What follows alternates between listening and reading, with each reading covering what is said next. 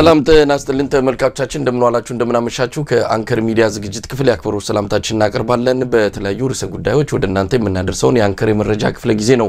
ይዘን እየቀረብነው ሰሞኑን በርካታ ጉዳዮች ተከስተዋል እነሱን መልሰን በሰፊው የምንወያይበት ምራ ግብር ነው ለዛሬ የሚኖረን መስፍን አማን ከኔዘርላንድ አብሮኝ ይቆያል እንድትከታተሉን ግብዣችን ነው መልካም ጊዜ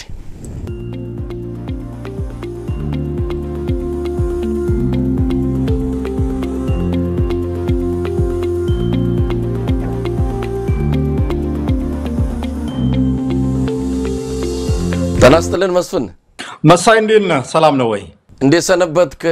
ረጅም ጊዜ እንኳን ለፋሲካው በዓል አደረሰ እንኳንም ለዳግመ ትንሳኤ በዓል አደረሰ ሳንገናኝ ረጅም ጊዜ ሆኖናል አው ሱባይ ምናምን ጽሞና ጊዜ ምናምን አንዳንድ የኢትዮጵያ ፖለቲካን ምን ትንሽ መጾም ያስፈልጋልና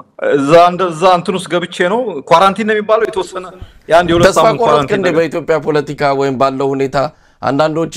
ለጊዜው ራሳችን ዞር እናድርግ ይላሉ ምናልባት እዛ ስሜት ውስጥ ነው ያለው ነይ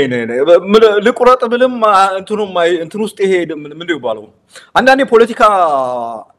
እንትኑስ ከገባ ደሙስ ከገባ በቃ የሆነ ደም ተቀርቶ እንኳን እንደገና በሌላ ደም ቢተካ የሚቀየር ነገር አይደለም በነገራችን ላይ እኔ ይገርመኛል አንዳንዴ መቼ ነው ነገር በቃኝ ብለው ምናምን የምትለው ነገር እንዲህ ነገር ውስጥ እንዲህ አይነት ነገር ውስጥ አንዴ ከገባ አይ ዶንት ኖ መውጫው በጣም ከባድ ነው ሱስ ምናምን አትለውም ሱስ አትለውም ግን የሆነ አዲክት የሆነ እንትን ያደርጋል በቃ ፋታ አይሰጥም እኔ አሁን አንዳንድ ሰዎችን በጣም አድንቃለሁ ጓደኞች አሉኝና ግድ የላቸውም ይሄ ምን ግድ የለሽ አይነት ነገር ነው ምንም የለም ይበላሉ ይጣጣሉ እንትን ይላሉ ቢታሰሩ ቢገረፉ ችግር ቢደርስባቸው በቃ ያን ተቀብለው የመኖር ነገር ምናምን አለና የቶ በሶሳይቲ ውስጥ በማህበረሰብ ውስጥ ደግሞ የተሆኑ ሰዎች አሉ አሁን እንደኔ እንዳንተ አይነት ሰዎች በቃ አይ ይሄ ነገርማ ተቀባይነት የለውም ማድረግ የለም እኛም ላይ እኮ ባይደርስም እኮ ነው እና አይ ተስፋ የሚያስቆርጥ ነገር የለም በነገራችን ላይ ምናልባት ልምድታው በጣም አለ ጭጋጋማ ፖለቲካ ነው ተስፋ የሚደረግባቸው ትግሎችም አንዳንድ ቦታ ላይ ያው ትንሽ ወልከፍ ማለት ነገር አለና በዛ ሰዎች ወይ ሚናቸውን ይቀንሳሉ ጭራሹንም ከአካባቢው ዞር ይላሉ በርግጥ እንዳልከው ነው አንዳንድ ጊዜ ለኛ ተፈርሞ የተሰጠ የኢትዮጵያ ጉዳይ ለኛ ለብቻ የሚያሳስበን እስኪ መስል ድረስ አንዳንዶች ምን አገባን ብለው ሲርቁ እንዴ ምን አገባን ማለትስ ይቻላል ወይ እንዴት ተደርጎ ከዛስ ዳሪዘን ምን ልናመጣ ነው የሚለው ጥያቄ ብዙ ጊዜ ይመጣብኛልና እንደዛ አይነት ስሜት ውስጥ ገብተህ ታውቃለህ እኔ በጭራሽ እኔ አዶን ነው እንዳልኩ ነው እኔ ከልጅነት ጊዜ ጀምሮ ይሄ በዚህ በአገር ጉዳይ ላይ በህዝብ ጉዳይ ላይ እንትን ላይ በቃ በጣም ያገባኛል እንደውም ምንድነው የሚባለው ልክ የሆነ ለብቻዬ ኢትዮጵያ ጉዳይ ለብቻችን የተወሰኑ ሰዎች እንትን ተብሎ የተሰጠን እስኪ መስል ድረስ ያገባኛል ብዬ በእውነት ነው ማለት በጣም ኮንሺየስሊ ያገባኛል ብዬ ነው እንትን ማለት ትግሉም በነገራችን ላይ በአለም ላይ ብዙ አይነት ትግሉ እኔ ብዙ የትግል መጽሐፎችን አንብቤያለሁ ከዚህ የበለጠ ተስፋ የሚያስቆርጥ እምልህ በቃ ትግል ውስጥ ሆነው በጫካ በረሃ ሆነው እንደዚህ ተከፋፍለው በሚበሉት አተው ጫማቸውን እንትን ቀቅለው ምናምን በጫማቸው ሾርባ እየሰሩ እንትን ይያሉ እየተጣሉ ትግል ዲፕሊ በቃ እንትን ምን ይባል ተስፋ የሚያስቆርጥበት ደረጃ ላይ ደርሶ እንኳን ተስፋ የማይቆርጡ ሰዎች ታሪክ አንብብ ያለውና ይሄኛ ጋር የደረሰው በነገራችን ላይ ኢምንት ነው ምንም አይደለም አሁን አንዳንድ ሰዎች በቃ ፋኖች ጉድ ያረጉን ይሄው እንደዚህ ብለን ደክመን ምናምን ይላል ይሄ እንዳልኩ ነው ይሄ ትንሽ ምክንያት የሚፈልግ ሰው አለ አሁን ከትግሉ ለመራቅ በቃ ይሄው በቃ ፋኖም አይሰራም እኔም በቃ ታውኝ በቃ የኢትዮጵያ ነገር የራሱ ጉዳይ ምናምን ነገር የሚል ኖ አይደለም ከዚህ የበለጠ መከራ ያዩ 30 40 አመት የታገሉ ሰዎች እኮ አሉ ምንም እኮ እንትን ማድረግ አይደለም ከዚህ በጣም የበለጠ ክፍፍል መጨራረስ አሁን በቅርብ ያየነው 1 2 አካባቢ ነው አይደል እንትን ያለው እንትን ነው ከዚህ የበለጠ እኮ ወደ 20 30 40 በቡድን የሚጨረስበት እንትን ትግል የተካሄደባቸው አካባቢዎች አሉ እና በዚህ ምንም ተስፋ መቁረጥ አያስፈልግም እንዲያውም አንድ መረዳት ያለብን ትግሉ እኮ ከውስጥም ከውጭም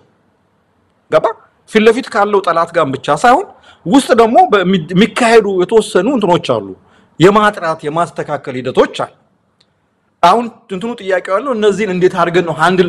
ማኔጅ የምናደርገው እንዴት አድርገን ነው ምንይዝበት አያያዝ መንገዱን ነው እንጂ እኮ ትግል ማለት ሁሉ ጊዜ ፊት ለፊት ወደዚህ ነው ብሎ የሚያስበው ካለ ታሟል ምንም ስለ ትግል ምንም ግንዛቤም የለውም ማለት ነው ትግል በብዙ በአራቱ ማቅጣጫ የሚካሄድ ትግል ነው ከራስ ጋር የሚካሄድ ትግል አለ ከጠላት ጋር የሚካሄድ ትግል አለ ከኋላ ደግሞ ከራስ ከወገኔ ከምትለው ከኔ ጋር አብረው ከተሰለፈኝ ከምትለው ጋር የምታካሄደው ትግል አለ የሐሳብ ትግል አለ ነገሮችን አንድ ፔጅ ላይ ለመሆን ማለት ነውና በዚህ መንገድ እኔ የአማራ ትግል ገና ልጅ ነው ተስፋ ለማስቆረጥ ገና ልጅ ነው ግን እንደ የኛ ሀገር እንትን ገባ አብዛኛው ይሄ the silent majority የምትለው ሞቅ ሲል ይመጣል ተስፋ የሚሰጥ መስሎ ሲታየው ትንሽ ደግሞ ትንሽ እንከን ሲያይ ምክንያት ነው የሚፈልገው አንዳንዱ ገባ በቃ ለመራቅ ማለት ራሱን ሪሲድ ይስባል በቃ ይጎትታል ይሄው በቃ እኮ እነሱም እኮ እንትን አላሉ ምን በቃ ምን ገንዘቤን ድጋፌ ምን ያስፈልጋል ብሎ ለመሳም ምክንያት ነው የሚሆነው ገባ አንዳንዴ ይሄ ነው የውስጥ ሽኩቻ አደጋው እንትኑ ይሄ ዋጋ ያስከፍላል የሚባለው እንደዚህ አይነት ሰዎችን ወደ ኋላ ራሳቸው እንትን እንዲሉና ብዙ ሰው ያሳጣል ለምሳሌ 97 የቅንጅትን ነገር ታሳውሰው አይደል እንዳለ ህዝቡ ብሎ ተነስቶ ደግፎት በአብዛኛው ከዚህ ቀደም ፖለቲካ ውስጥ እንዲያውም ያልነበረ ሰው ባይዞ 97 ምርጫ ኢትዮጵያ ውስጥ በጣም ትልቅ ወተር ሼድ ነው ብዙ ነገር ነው የፈጠረው ሰውን ብዙ ሰውን ወደ ፖለቲካው አምጥቶት ነበር ከፖለቲካው ቆፈን አውጥቶ ማለት ከዛ በኋላ የመሪዎቹ ሽኩቻ ሲጀመር መንግስትም ትንሽ ጫናው ሲየበዛ ሲመጣ ይሄ በብዛት አንዴ ግልብጥ ብሎ የመጣው ኃይል ምክንያት አገኘና ራሱን ሳበ ወደ ጥግ ገባ አይ ቲንክ ያን ጊዜ ወደ ውስጥ የገባ እንደ ባለው ወደ ቆፈን ውስጥ የገባው አብዛኛው ኃይል አሁንም ገና በደንብ አልወጣ አብይ ሲመጣ ትንሽ ተስፋ አግኝቶ ነበር ተስፋ አለ ብሎ አብይን ደግፎ ነበር ጭራሽ ደግሞ በሚገርም ሁኔታ 360 ዲግሪ ዞሮ አብይ አጥፊ ከነበሩት ስርዓቶች በሙሉ አስከፊው ስርዓት ሆኖ ሲያይ በቃ እኔ ከዚህ በኋላ ፖለቲካ እርም እንደዛ ያሉ ሰዎች አጋጥሞኛል በነገራችን ላይ በቃ ኢትዮጵያ ነገር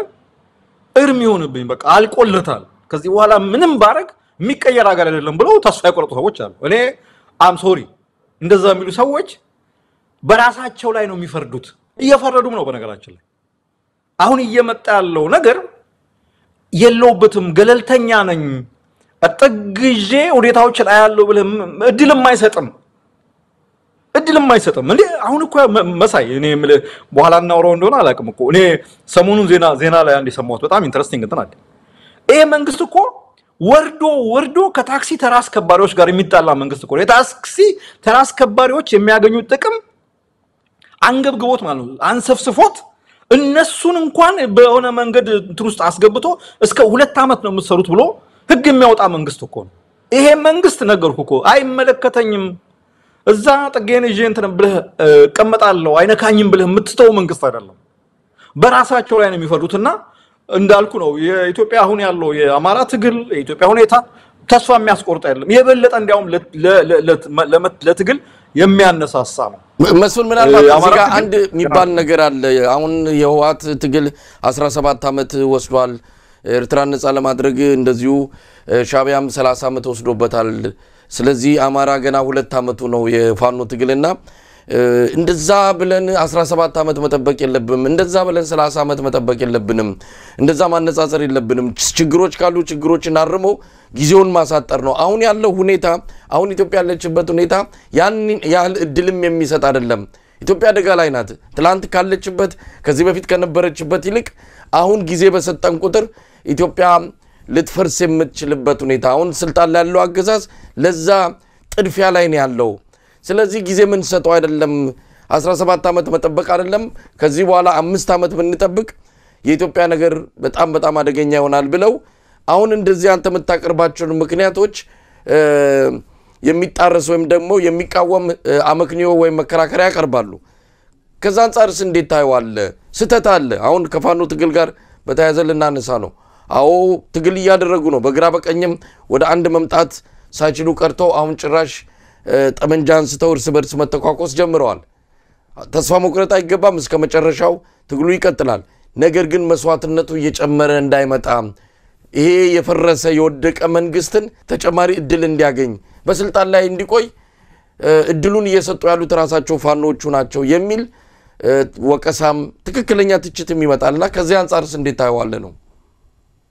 ኖ ምንም ጥያቄ የለውም እኮ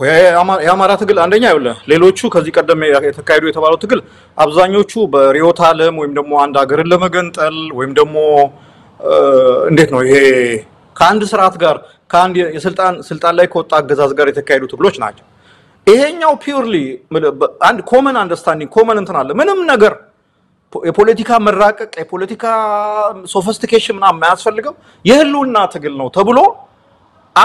አማራው በሙሉ በየቦታው እኮ ነው ሁሉም ራሱን በጎበዝ አለቃ ያደራጀ የጀመረው የገባበት ትግል ነው ይሄ የህዝብ ትግል ነው ሰፊ ትግል ነው በታሪክ አጋጣሚ እነዚህ አሁን የፋኖ መሪዎች በተለያየ ቦታ የተፈጠሩ የፋኖ አደረጃጀቶች ፍሮንት ላይ የመጀመሪያው ረድፍ ላይ ተገኝተዋል ይመራሉ ትግሉን መርተው ለግብ ያደርሳሉ ብለን ሁላችንም ተስፋ አድርገንባቸው ነበር አሁንም ተስፋ እናደርግባቸዋለን በነገራችን ላይ ተስፋ የሚያስቆርጥ ነገር አይደለም አሁንም ተስፋ እናደርግባቸዋለን የኛ እንትን ምንድነው ኮንሰርን ምንድነው ልዩነቶች ይኖራሉ ልዩነቶች እንዴት ነው የሚፈቱት ነው ልዩነቶች የሚፈቱበት መንገድ ብዙ አይነት እንትኖች አሉ ደም የሚያፋስስ ይሄ በቃ የሃይማኖት አይነት እንትን አይደለም የዶግማ እንትን አይደለም ወይ ደግሞ የአይዲዮሎጂ ልዩነት አይደለም ያለው ፕሮባብሊ ጥቃቅን ያካሄድ ልዩነቶች ናቸው ያሉት እነዛን ልዩነቶች አስፍቶ እገሌ ካልጠፋ እገሌ ከትግሉ ሜዳ ካልወጣ ትግሉ አይካሄድም ብሎ የትግሉን የመጀመሪያ አጀንዳ የህልውናውን ትግል ወደ ሁለተኛ አርጎ የውስጥ እንትን ሽኩቻውን ወደዛ ማስቀደም ሪስክ አለው ሪስክ ትልቁ ሪስክ ምን መሰለ ይሄ በትግሉ እንትን ላይ ይሄ በተለይ ጊዜ በጣም ጊዜ በጣም ወሳኝ ነው ትግሉ በቆየ ቁጥር ነገሮች እየተወሳሰቡ ነገሮች እየተቀየሩ አዳዲስ የኃይል አሰላለፍ እየተፈጠረ ተመልከት የዛሬ 2 ዓመት የነበረው የህወሓት ፖዚሽንና ዛሬ ያለውን የህወሓትን ፖዚሽን ተመልከተው የሱዳን ጦርነት ውስጥ የህወሓት የነበረው ሚና ተመልከተው የኤርትራ መንግስትና የኢትዮጵያ መንግስት የነበራቸው ግንኙነት ተመልከት ብዙ ነገሮች እየተቀያየሩ አንዳንዶቹ ለኛ በሚጠቅም መልኩ አንዳንዶቹ ለኛ በማይጠቅም መልኩ እየተቀየሩ ትግሉን እንደው ማስቸጋሪ ያደርጉታል ፖለቲካ ማለት አጋጣሚውን ተጠቅሞ የተገኘውን አጋጣሚ ተጠቅሞ የዓላማን ግብን ማሳካት ነው አርት ኦፍ ዘ ፖሲብል ማለት የሚባል በዚህ የተነሳ ይሄ ትግል እንዳይራዘም በተራዘመ ቁጥር የሚፈጠሩትን አስቸጋሪ ነገሮች ለመቀነስ በህዝቡ በጣም በተለይ ዋነኛው ነገር ሁሌ የምፈራው ነገር እሱ ነው የትግሉን የተሸከመው ዓላማውን ተቀብሎ ተሸክሞ በሞራል በሎጂስቲክስ በማንኛውም ነገር ቁስለኛ የሚያክመው ልጆቼ ብሎ መንገድ እየመራ ጥቆም መረጃ እየሰጠ ትግሉ ላይ በነገራችን ላይ ከተዋጊው በበለጠ አስተዋጽኦ ያደረገ ያለው ህዝብ ላይ ጫናው እንዲበረታ ያደርጋል ጊዜ በረዘመ ቁጥር ህዝብ መስዋዕትነት ዋጋ እየከፈለ እኮ ነው በመድኃኒት የማይገባበት አካባቢ አለ ኮሙኒኬሽን የሌለበት አካባቢ አለ የማዳበሪያ የማይደርስበት አካባቢ አለ የመሳሰሉት ነገሮች አሉ ትግሉ በተራዘመ ቁጥር ህዝብ ነው ያደቀቀ ያለው አብይ አህመድ ደግሞ አሁን የሚፈልገው ይሄንን ነው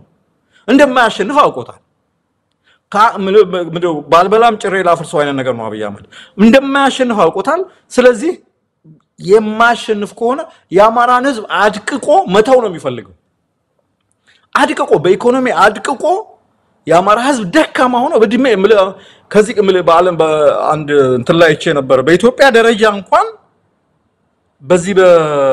ምንድነው በብዙ አይነት የጤና ጣቢያዎች ስርጭት የማዳበሪያ በብዙ እንትኖች ኋላ የቀረክልን ነው ይሄንን ኋላ የቀረክልን እንደገና ወደ ኋላ የሚያስቀር ሁኔታ እንዳይፈጠር ነው ትግሉ በረዘመ ቁጥር እንትን የሚለው እና እንደዚህ ታሳቢ ያደረገ ስራ መስራት ያስፈልጋል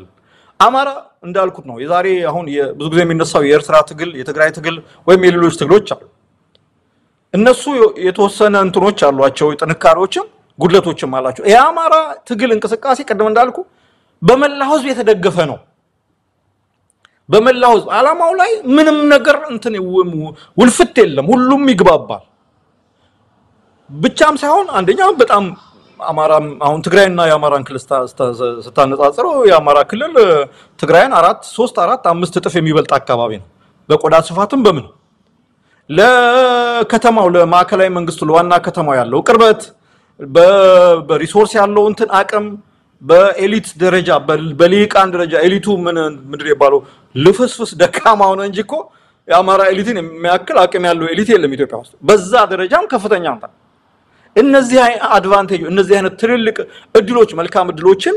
ተጠቅሞ ትግሉን የማሳኪያ ማሳጠር I think በጣም ጥቅም አለው ማለት ነው አሁን እየተፈጠረ ያለው እንካሰላንቲያ ይሄ እንትን ውዝግብ ምንም እንትን የለም በነገራችን ላይ ትግሉን አይቀለብሰው ግን ትግሉን ይጎትተው እዚህ ላይ እንትን መሆን አለብን እንዴት ነው የማይቀለብሰው የሚችልበት እድል ይኖራል በዛ ላይ እንትን ሊቀለብሰውማ ይችላል ትግሉንም እንደው አንዳንድ ጊዜ ትግልም በቅርቡ አንዳርጋቸው ጽጌ ኤምኤስ ላይ ቃለ መጠይቅ ተደርጎለት ያላት አንዱ ጥሩ ነጥብ ታጋይ ይሞታል እንጂ ትግል አይሞትም የሚል የተለመደ አባባል አለ ይሄ እውነት አይደለም ሁሌ ትግልም ሊሞት ይችላል ትግልም የሚሞትበት ጊዜ አለ የሚል ነገር አንስቷል ትግልም ሊሞት ይችላል ያማራ ህዝብ ትግል ያነሳው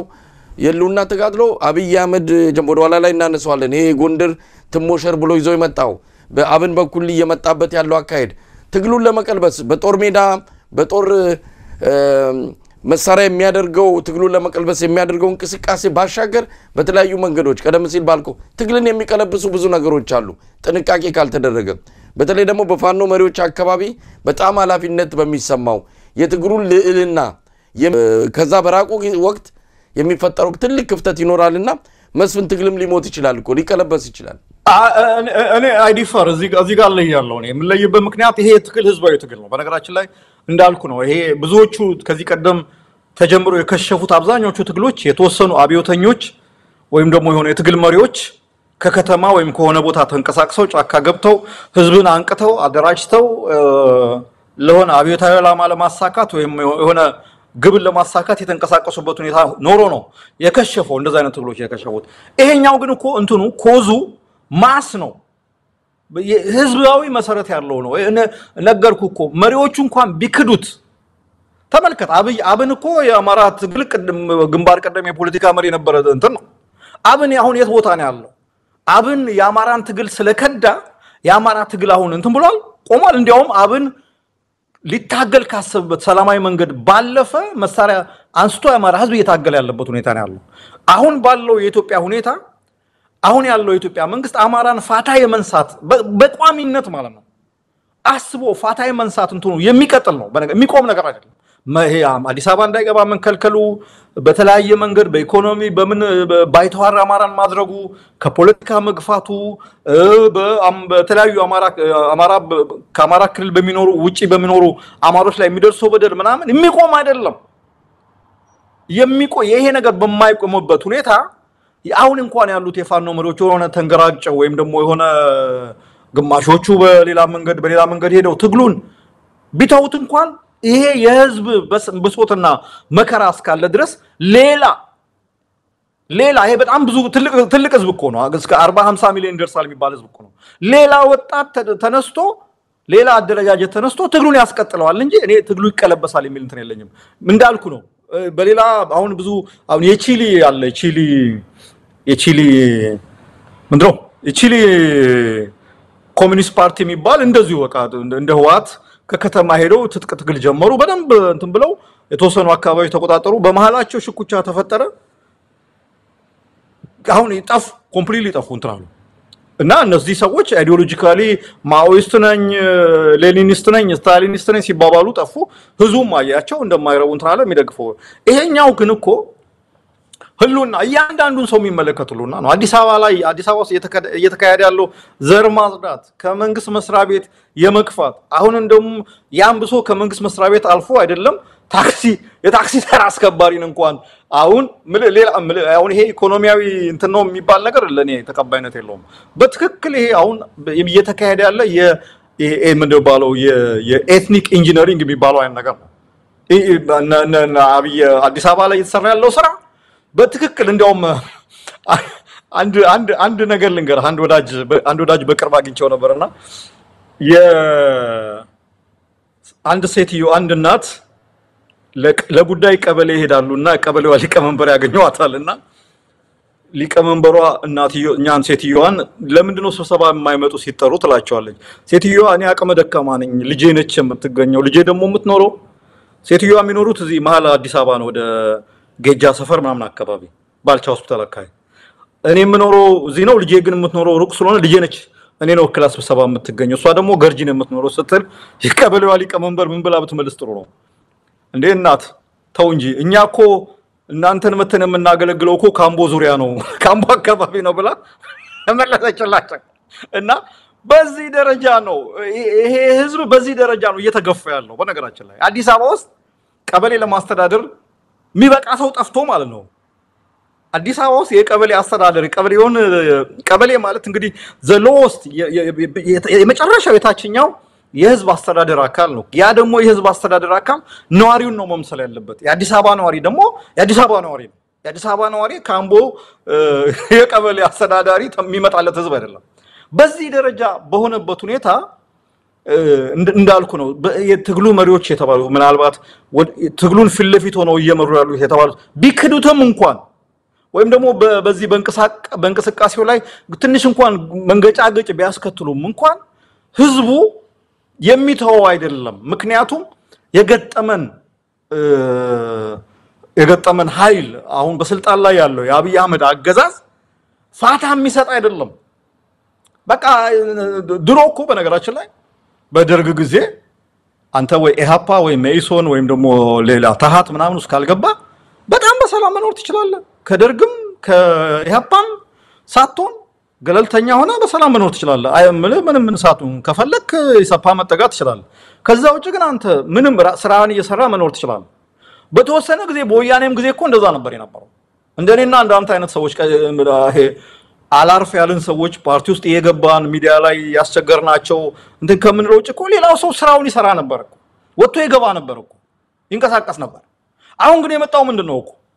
ምንም ያንተ ገለልተኝነት ክርስትና አይደለም በቃ ያንተ ኒውትራል ነኝ እኔ ቤት አለኝ ንብረት አለኝ ስራ አለኝ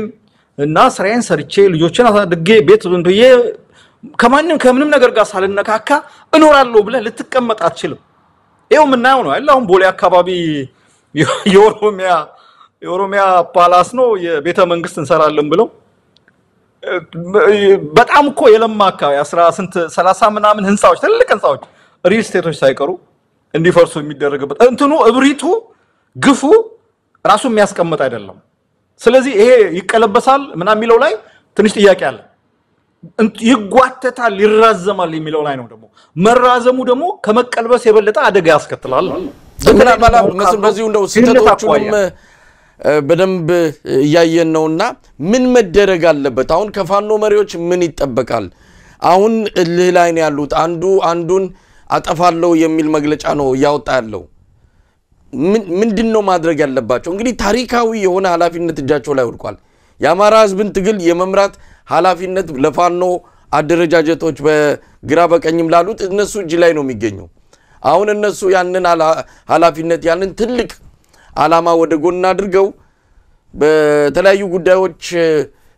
ልዩነታቸው ሰፍቶ ጥይት እስከመታኮስ ደርሰዋል ምን ማድረግ አለባቸው ከማንንም በላይ ነገ ከነጎዲያ ይሄ ትግል በመጓተቱም መስዋዕትነቱ በመጨመሩም ተጠያቂ ይሆናሉ ከዚህ ኃላፊነት መቼም ሊያመልጡ አይችሉም ግን ምን ማድረግ አለባቸው እንደው እዚህ ላይ መስፈን ነው ምን መሰለ ይሄ መፍትሄ የሌለው ችግር የለም በእኔ እምነት ማለት ነው በተለይ ፖለቲካ ውስጥ መፍትሄ የሌለው ችግር አለ ብያላም ነው በተለይ ደግሞ ኤሊቱ በደንብ አስቦ እንትን የሚለው መፍትሄ ማቅረብ የሚቻል አሁን የሚጣሉት ብንደብቀው ብንሸፍነው ሊሆን አልቻለም ስልጣን እኔ ልሁን ነው አይደለ ሌላ ነገር አይደለም እኔ ልምራ ነው ሌላ ነገር አይደለም ይሄ ኢትዮጵያ ፈርስት አማራ ፈርስት የሚባለው እሱ ዝም ብሎ ቅባት ነው ላይ ለማሳመር ልዩነቱን ለማሳመር የተሰጠ ሽፋን ልባስ ነው ዋናው ነገር ልምራ እኔ ልቅደም ነው እንዲህ አይነት ነገሮች ሲያጋጥሙ ደግሞ ብዙ አይነት ነገሮች አሁን እንደ ፖለቲካል ሶሉሽን አሁን ቀመሮችን መፍጠር ይቻላል ምንድነው ብዙ አይነት የፖለቲካ ቀመሮች ፈጥሮ የሚፈጠረው አንድ የሆነ አደረጃጀት እንዴት ነው የሚዋቀረው እነማንን ያካትታል አኮሞዴቲቭ የሚሆንባቸው መንገዶች ለምሳሌ አራቱን ክፍለ ሀገሮች እንዴት አድርጎ መወከል ይቻላል በምን ያህል ፐርሰንት ወይም ደግሞ ከነዛ ደግሞ በዘለለ ደግሞ ከክፍለ ሀገሮች ወዘነለ ደግሞ ይሄ የፋኖ አደረጃጀቶች ምን ያህል አቅም አላቸው አሰስመንት ሰርቶ ኦኬ ባላቸው አቅም ባላቸው ወታደራዊ አቅም ባላቸው ፖለቲካዊ አቅም ለክቶ ውስጥ የሚደረገው የስልጣን አለው የሥራ ክፍፍል መደልደል ይቻላል እኮ በጣም ሶሉሽን አለ እንዴ ያለፈው ጊዜ የሆነ ነገር ሐሳብ አንስቼ ነበር ይሄ ኢቭን እንኳን መሪው ቼርማኑ የሚባለው ራሱ ሮቴቲቭ ሊደርሺፕ የሚባል ነገር አለ ሮቴቲቭ ተዘዋዋሪ አመራር አንዱ 6 ወር እንዲመራው የሚቀጥለው 6 ወር ሌላኛው የሚቀጥለው 6 ወር ማድረግ ሮቴቲቭ ሊደርሺፕ ወይም ደግሞ ኮሌክቲቭ አርጎ እንት ማድረግ ነው በቃ 3-4 ሊቀመንበሮች አርጎ ካልተስማሙ ማለት ነው አርጎ እነዚህ 3-4 ሊቀመንበሮች በግልጽ የሆነ የሥራ ኃላፊነት ተሰጥቷቸው ወይስ ይካሄድ እንዴት ድምጽ እንደሚሰጡ ድምጽ አሰጣጡ ስነ ስርዓት አወሳሰኑ ስነ ስርዓት የመሳሰሉትን እንትን ማድረግ ነው ይሄ መፍትሄ አለው መፍትሄውን ያራቀው በነገራችን ላይ ከዛ መሬት ላይ ካለው እንትን የበለጠ እዚህ ዲያስፖራ ያለው መሳሳብ በተለይ ደግሞ ሚዲያው እኔ በጣም ባይዞ እንትሩን ነገሩን እንዲርቅ ያደረጉት ነገሩን እንዲወሳሰብ ያደረገው የዚህ ያለው ዲያስፖራ ሚዲያ ነው በቃ አንደኛውን ወግኖ ኤክስትሪም የሆነ ማለት በጣም ጽንፈኛ የሚባል ምንም መፍትሄ ያለው እንዳይመስል ነገር አድርጎ እነሱ ካሉ አማራ የለም እነሱ እንዲያውም አማሮች አይደሉም ተብሎ በዛ ደረጃ ማለት በዛ ደረጃ መፈራረጅ ደረጃ ብልጽግና አሁን ደግሞ እየሰማ ነው ብልጽግና ሻቢያ እንትን ነው ምናምን የሚባለው ነገር ቀዳሚ የትኛው ነው ተከታይ ውስጥ ያለው ነጸብራቅ ነን ይላሉ እዚህ ውጭ ያሉት ውስጥ ያለው ልዩነት መገለጫ ነን ይላሉ የዚህ መገለጫ ናቸው ወይስ የዛ መገለጫ ናቸው ውስጥ ያለው እኔ መሳይ እኔም አንተም የአማራን እንቅስቃሴ በተለይ እንቅስቃሴ ከተጀመረ ጀምሮ በጣም በቅርብ እንከታተል ነበር እኔ አንዳንዶቹ ከውስጥ ካለውም የበለጠ ነው ምንድነው የምጣዱ ያለ እንቅቡ ተንጣጣ የሚባል ታውቃለህ እዛ ያለው ሳይሆን እዚህ ያለው ነው የበለጠ የሚንጣጣው ከንቱኑ በላይ ነው የሚጮኸው ማለት እውነቴን ነው ማለት ነጸብራቅ ነው የሚባለው እንት ነው መጀመሪያ ላይ እኮ እነዚህ ሰዎች አብረው ለመስራት አይደለም አብረው ብዙ ነገር ለማድረግ የሚነጋገሩ የነበሩ እኔ እስከ ቅርብ ጊዜ ድረስ የማውቃቸው ነገሮች አሉ ማን ለማን ፋይናንስ እንደሚያደርግ ማን የማንን ሳተላይት ፎን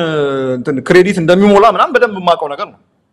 እኔ አንድ የተሳተፍኩበት እንትን አለ እኔ አሁን ዝርዝር መግባት የለብኝም ዘመነም እስክንድርም ምናምን ተገኝቶበት እዛ ላይ የነበረው ንግግር አስታውሳለሁ ማን አንዱ ስለ አንዱ ምን ይል እንደነበረ ማለት እዛስ መግባት አያስፈልግም ነገር ግን አሁን እዚህ ሚዲያዎቹ ላይ የምታየው ያለው እንትን ልክ የሆነ እነዚህ ሰዎች ገና ሲጀመር በቃ ገና ሲጀመር ጀምሮ በልዩነት የተጀመረ አድጎ የመሳል እና አንዱን ካላጠፋ መፍትሄ የለም ብሎ መፍትሄ የሚያቀርቡ ማለት ነው እኔ እሱ ነው ዘ ቢገር ፒክቸር ትልቁን ፒክቸር እንመልከት ትልቁን ነገር አንዱን ለመጉዳት እኮ ነው በጣም የሚያሳዝነው እኮ አሁን የብልጽግና ሰዎች ፋኖ መሪዎችን የስልክ ኮንቨርሴሽን በቀጥታ የሚሰሙባቸው እንትኖች አንዱን ይቀዳዋል አደባባይ ላይ እንዲወጣ የሚያደርግበት እንትን እና በነገራችን ላይ በጣም ይሄ ሲሊ የሆነ ነገር በጣም ርካሽ የሆነ ነገር የስልክ ኮንቨርሴሽኖች ሲደረጉ በቃ ጀስት የተለመደ ነገር ነው አንዱ መቅዳት ያንን ደግሞ የተቀዳውን አደባባይ ወጥቶ በሆነ ሚዲያ መልቀቅ በጣም የተለመደ ርካሽ ነገር ነው እና በዚህ አይነት መንገድ የትም ይውል ነገርኩ እኮ ደግሞ እንደ ችግሩ እየከፋ ከመጣ መጀመሪያ ሰለባ የሚሆኑት መጀመሪያ ለተለያየ ነገሮች አደጋ ውስጥ የሚወጡት መሪዎቹ መሆናቸው ማወቅ አለባቸው እንዳልኩ ግን ይሄ መፍትሄ የለውም ብሎ ድፍንፍን አድርጎ የሚቀመጥበት ነገር አይደለም ወይም ደግሞ አንደኛው ከትግሉ ሜዳ ካልወጣ ትግሉ ወደፊት መሄድ አይችልም ብሎ እንደው በቃ ምክንያት አድርጎ የሚቀመጥበት እንትን አይደለም መፍትሄዎች አሉ እኔ ትልቁ ኃላፊነት ምንድነው እዚህ ዲያስፖራ ያለው ኤሊት እንደዚህ አይነት አማራጮችን ይሄ አይነት ቀመሮች የተለያየ ፖለቲካል እንትኖችን ቀመሮችን ፈጥሮ በዚህ መንገድ አደረጃጀት ቢኖር ያደረጃጀት አማራጮችን ማየት ያስፈልጋል እኔ ይሄን ያለ እንትን የሆነ ነገር አይደለም እንዴት ነው አንድ ሰው ለአንድ ኮዝ አላማው አንድ ሆኖ እዚህ ውስጥ ማኦ የሚባል ነገር የለም ስታሊን የሚባል ነገር የለም ሌኒን የሚባል የለም እዚህ ውስጥ ያለው ህልውና የሚባል ነገር ነው ያለው ተመልከት የኦሮሞ ብልጽግና ሰዎች የኦሮሞ ልሂቃንን ሰብስበው ያገኘነውን ስልጣን ሰሜኖቹ ሊቀሙን ነው አንድ እንደሆነ ይያሉ ስልጣን ላይ ሆነው እንኳን አንድ መሆንን በሚፈልጉበት ሰዓት እኛ ህልውና ትግል ያካሄድን ያለነው የምንል ሰዎች እገሌ ከትግሉ ሜዳ ካልወጣልኝ ትግሉ ማካሄድ አልችልም ብለህ እንት ማድረግ በጣም አስቸጋሪ ነው እንትን አይደለም እኔ ብልናስብ ይገባል አሁን እዚህ ትግል ላይ ሁሉም የሚያስፈልግበት ወቅት ላይ አይደለም ሁሉም ሚና ተሰጥቶት በየእንትኑ በየፈርጁ የሚያስፈልግበት ወቅት ነው አንዱ ላይ ሳቦታጅ የሚያደርግበት አንዱን ካንዱ ወረዳ ወይም ደግሞ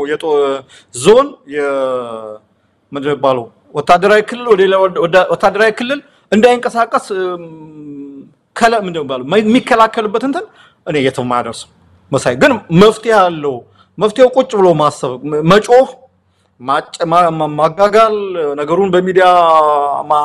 ተማረክ የትም እንትን ሊያደርስ አይችልም ይሄ ታሪካዊ ኃላፊነት ነውና ይሄን ነው ማለት መሳይ እንግዲህ መስፍን ለአብይ አህመድ አስተዳደር ሰርግና ምላሽ ሆኖለታል ይሄ የፋኖች በዚህ አይነት ችግር ውስጥ መግባት በጦር ሜዳ ያልቻለውን በተለያዩ መንገዶች ለማሳካት በከፍተኛ ሁኔታ እየተረባረበ ይገኛል አንዱ በማላቸው ልዩነቱን እንዲሰፋ ማድረግ ነው የኢትዮጵያ ቴሌኮምን በመጠቀም ድምጾች የተቀዱትን በማውጣት በመሃላቸው ያለው ልዩነት የበለጠ እንዲሰፋ ማድረግ ነው ሌላው ተለጣፊ የሆኑ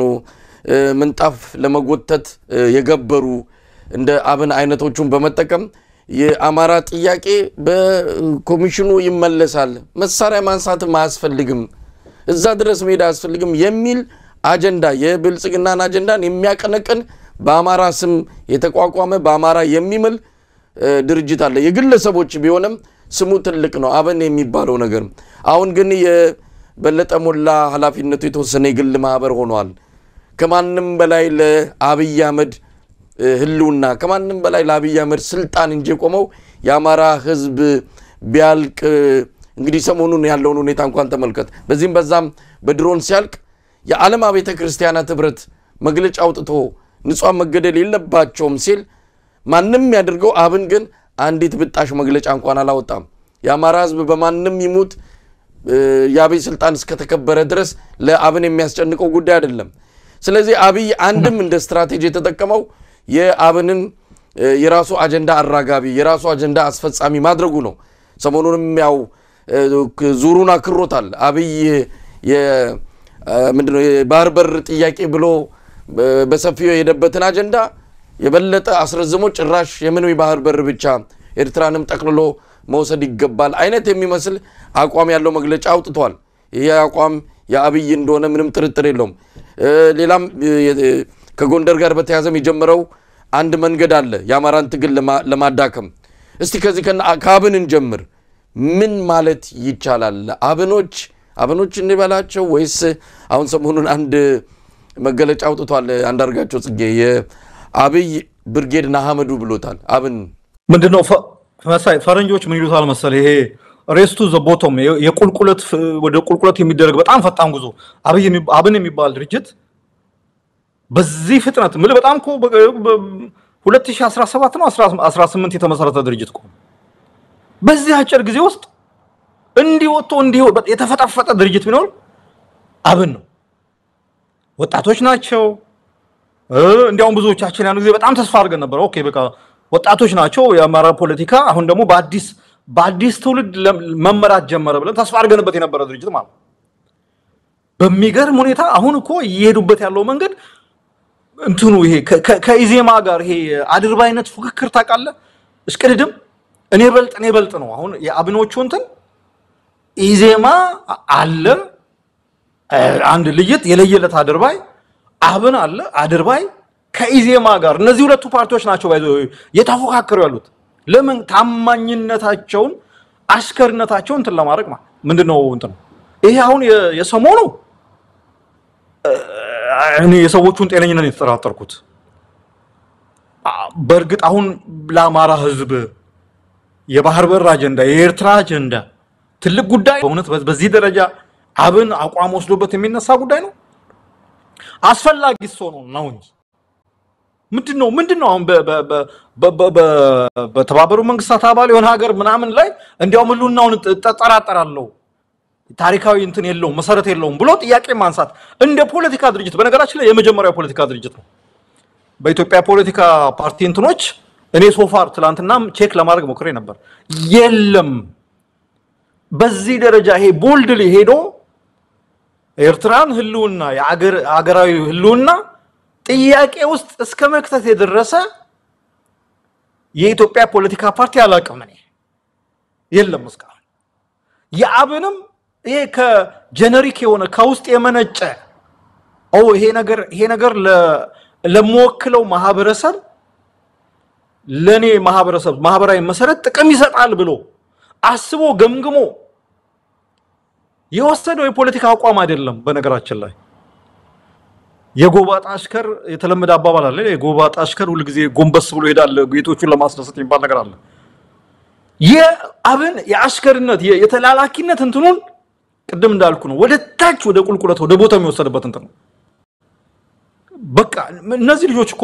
ምን ታረጋለ ዩኒቨርሲቲ አስተማሪ ምናምን የነበሩ ልጆች ናቸውና አሁን የሚኒስትር ምናምን ኢትዮጵያ ውስጥ በዛ እንደዚህ አይነት ስታተስ ማግኘት ትልቅ ነገር አይደለም አላማቸው እናትና አባታቸውን የሚከዱበት ሁኔታ ነው የሚያስከዳንት ነው ያለው የኑሮ ውድነቱ ምናምን በዛ ደረጃ ነው ግን ቆይቷል አብን ካበቃለት አሁን ግን ይሄኛው ሰሞኑ ደግሞ ያላቸው ነገር በቃ አብን ኢዝ ፊኒቶ ነው የሚለው ጣሊያን በቃ ይተስተንተን ምንም እኔ ራሴ በቃ ከዚህ በኋላ አብን የሚባል ነገር ላለመስማት ስለ አብን የሚባል ነገር ምንም ነገር እንትን ላለማድረግ ወስኛለሁ አንደኛው ሁለተኛው ምናልባት ለምን ነው እንደዚህ ያደርጉ በየስገምት አንደኛው ምክንያት ሊሆን የሚችለው ምናልባት የሚቀጥለው አመት ምርጫ ይካሄዳል በነገራችን ላይ እኔ በጣም እርግጠኛ ነኝ ትክክለኛ ምርጫ ከተካሄደ አብን እና ኢዜማ የመመረጥ እድላቸው ከብልጽግና የባሰ ዜሮ ነው ማንንም አይመርጣቸው አንድ ወንበር ካገኙ እኔ እንትን አደርጋለሁ በብልጽግና ቸርነት ካልሆነ በስተቀር ማለት እነዚህ ሰዎች ወንበር ካላገኙ አሁን ያዙት ቦታ የፖስታ ሚኒስትር የኢኖቬሽን እና ቴክኖሎጂ ሚኒስትር የአማራ ክልል የቱሪዝም ምናምን ነገር የሚባሉ ቦታዎች እንደማይገኙ ያውቃሉ ስለዚህ ካሁኑ ቀብድን ተማረጋቸው ለአብይ አህመድ ታማኝነታቸውን በመስጠት በማሳየት የሚቀጥለው ከሚቀጥለው ምርጫ በኋላ የሚቋቋሙ መንግስት ውስጥም በለጠ ሞላ ያዞን ወንበር ይዞ ለመቀጠል ማን ነው የምትላቸው ሌሎቹ አንደኛው አሁን በቅርብ ደሞዝ አስጨምሮ ይገርመኛል ማለት ምን አንዳንዴ እንትና ነገሩ እንት ነው በቃ በጭቁን ህዝብ ስለ ህዝብ ጭቆና አውርቶ እንትን ብለ ምናምን ቦታው ላይ ስትቀመጥ የበለጠ ጨቋኝ የበለጠ በዝባጅ የበለጠ መዝባሪ ሆነ መገኘት እኮ ማለት ይገርማል አሁን ይሄ ፖስታ ቤት እንትን ያደረገው ነገር ለከፍተኛ አመራሮች ነው አይደል ደሞዝ የጨመረው ቦነስ ምናምን ያደርገው እታች ያለው ሰው ምንም ጠብ ያደርገው ነገር ፖስታ ቤት እኮ ታች ነው ስራ የሚሰራው እና እንዲህ አይነት ሰዎች ያሉበት ነውና እኔ የሚመስለኝ አንደኛው በቃ ይሄ አሁን የተያዙት የቁልቁለት ወደ ታች የሚሄድ የቁልቁለት እንትኑ በጣም ከኢዜማ ጋር ፍክክር ውስጥ የገቡ ይመስለኛል በቃ እኛንን የበለጠ ታማኝ እንትኖች እኛንን ለዚህ ሰዓት እንትን ምለው ስለዚህ ኤክስትሪም የሆነ አሁን አንድ የውስጥ ያለ የፖለቲካ ፓርቲ ሊያውም እኮ በነገራችን ላይ የህልውና ችግር አለብኝ ብሎ መከራ ውስጥ በገባ ህዝብ ስም ነው የተቋቋመው አብን ማለት የአገራዊ ፓርቲ አይደለም የአማራ ክልል ፓርቲ ነው ይሄ ፓርቲ የአማራ ህዝብ አሁን በዚህ ወቅት ኤርትራን እንደ ሀገር እንቀበላለን ብሎ ሐሳብ የሚያነሳበት እንትን እብደት ነው መሳይ እና የሚቀጥለው ደግሞ ምርጫ እኔ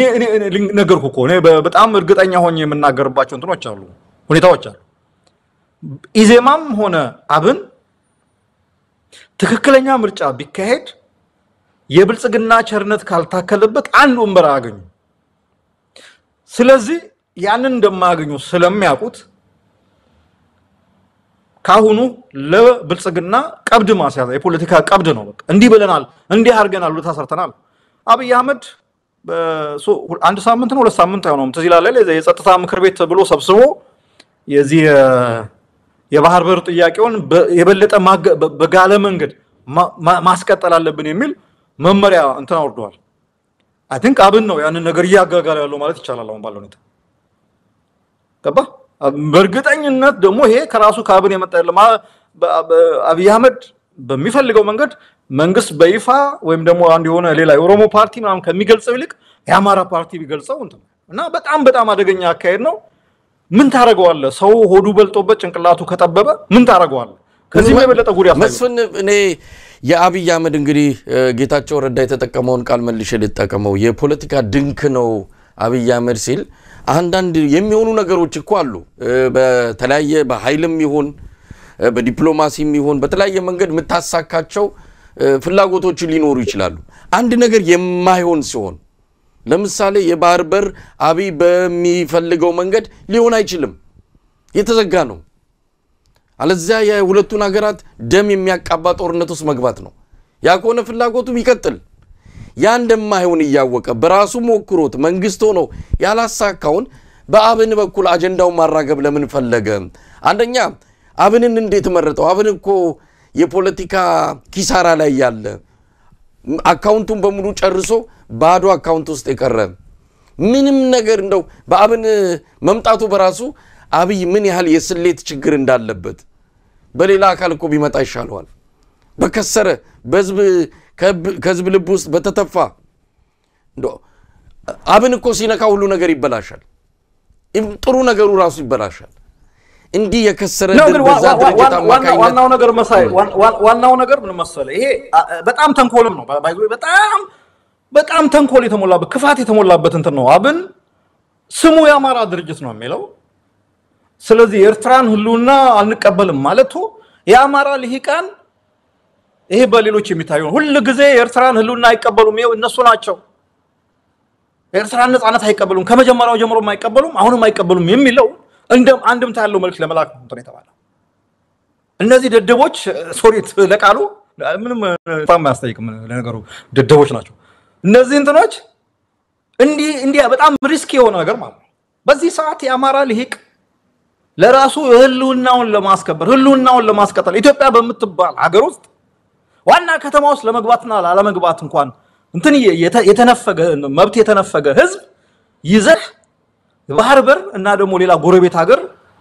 መኖር አለበት የለበትም ብለህ ለመወሰን እንትን ውስጥ መኖር አለበት ሌላ የቅዠት ዓለም ውስጥ መኖር አለበት ግን ዋናው አብይ ይሄን ነገር በአብን በኩል እንዲነገር ያደረገበት ዋናው ምክንያት ያማራ ልሂቃን ናቸው ኤርትራን ነፃነት የማይቀበሉ የብሔር ብሔረሰቦችን እኩልነት የማይቀበሉ ይሄ የቆየ ናሬሽን አለ አይደል ትርክት አለ ተስፋፊዎች ሁሉ ጊዜ በላይ ተቆጣጣሪዎች ያንን ነገር መልእክት ለማስተላለፍ ነው እነዚህ በቃ ዩስፉል ኢዲየት ነው የሚባሉት አይደል ተጠቀመባቸው መልእክቱን አስተላልፉ እንዴ ሶስት ግለሰብ እኮ ናቸው አሁን አብን የምንላቸው እኮ ይህን ያህል ያማራ ሊቃንን የሚወክራለ በለጠ ጋሻውና ኢየሱስ የሚባሉ ናቸው ሌላ ማን አለ ጥሩነቱ እሱ ነው እኮ ጥሩነቱ ይሄ ምንድነው የሚባለው አንድ ዶሮ ክንፏ ሁሉ ምናም ተነጭቶ ላባዋ በሙሉ ባዶዋን የቀረች ስጋ እንትኗ ብቻ በቆዳው የቀረች ዶሮ አብን ማለት እንደዛ ማለት ምንም ኮንስቲትዩንሲ የለውም እኮ ሌታሎን ዛት እኮ ይሄ አማራ ማህበረሰብ ውስጥ ቀርቶ እነዚህ ነባር አባላት መስራች አባላት የሚባሉ ዛሬ ክርስቲያን ታደለየት ነው ያለው ይሄ ደሳለኝ ጫኔ እና ሌሎችም የፓርላማ እንኳን በፓርቲው አመራርና በፓርቲው የፓርላማ ወንበር ባላቸው አባላት መካከል እንኳን አንድነት የሌለው ፓርቲ እኮ ነው የለም እኮ ተለያይቷል አብን ነኝ ማለት አብን ሁለት ነው ሶስት ወንበሮች አሉት ፓርላማ ውስጥ አይደል በተለይ አማራ ክልል እንትን የተባሉ እነዛ ሰዎች እኮ አሁን ከአብን ጋር አይደሉም ስለዚህ አብን እኮ ውክልና የለውም ኢን ፕሪንሲፕል ያብን ባለቤቶች እነ ደሳለኝ ጫኔ ናቸው ባይዘይ ሁለተኞች ባለቤቶች because እነሱ ነው ህዝብ የወከለው አብዛኛው ያብን አባል እኮ ጉባኤ እንኳን ለማካሄድ ተከልክሎ ጉባኤ በትክክል ፎርማል ጉባኤ ለማካሄድ ተከልክሎ በእንትን ነው እኮ በሳቦታጅ በሴራ እኮ ነው ጉባኤ እንኳን የሚካሄደው እኮ ሰዎች ጉባኤ ለመግባት የተከለከሉበት ድርጅት ነውና እንዲህ አይነት ቅድም እንዳልኩ ነው ላባው ምናምኑ ተለጭቶ ዶሮ በስጋ ብቻ በቆዳ ብቻ ይቀር ዶሮ እንደማለት ነው አይደል እና ከዚህ በኩል ወጣ ከዚህ ድርጅት እንዲህ አይነት መግለጫ ወጣ አልወጣ በጣም ሪሌቫንሱ በጣም እንት ነው ግን እንትኑ ሴራው ትልቁ የዚህ ደባው ትልቁ እንትኑ ተንኮል ዋናው አካል ምንድነው የጸጥታ ምክር ቤት አብይ ሰበሰበው የደህንነት ምክር ቤት አለ እዛ ላይ የባህር በር ጥያቄ እንትኑን የበለጠ እናጋግለው ብሎ እንትን አለ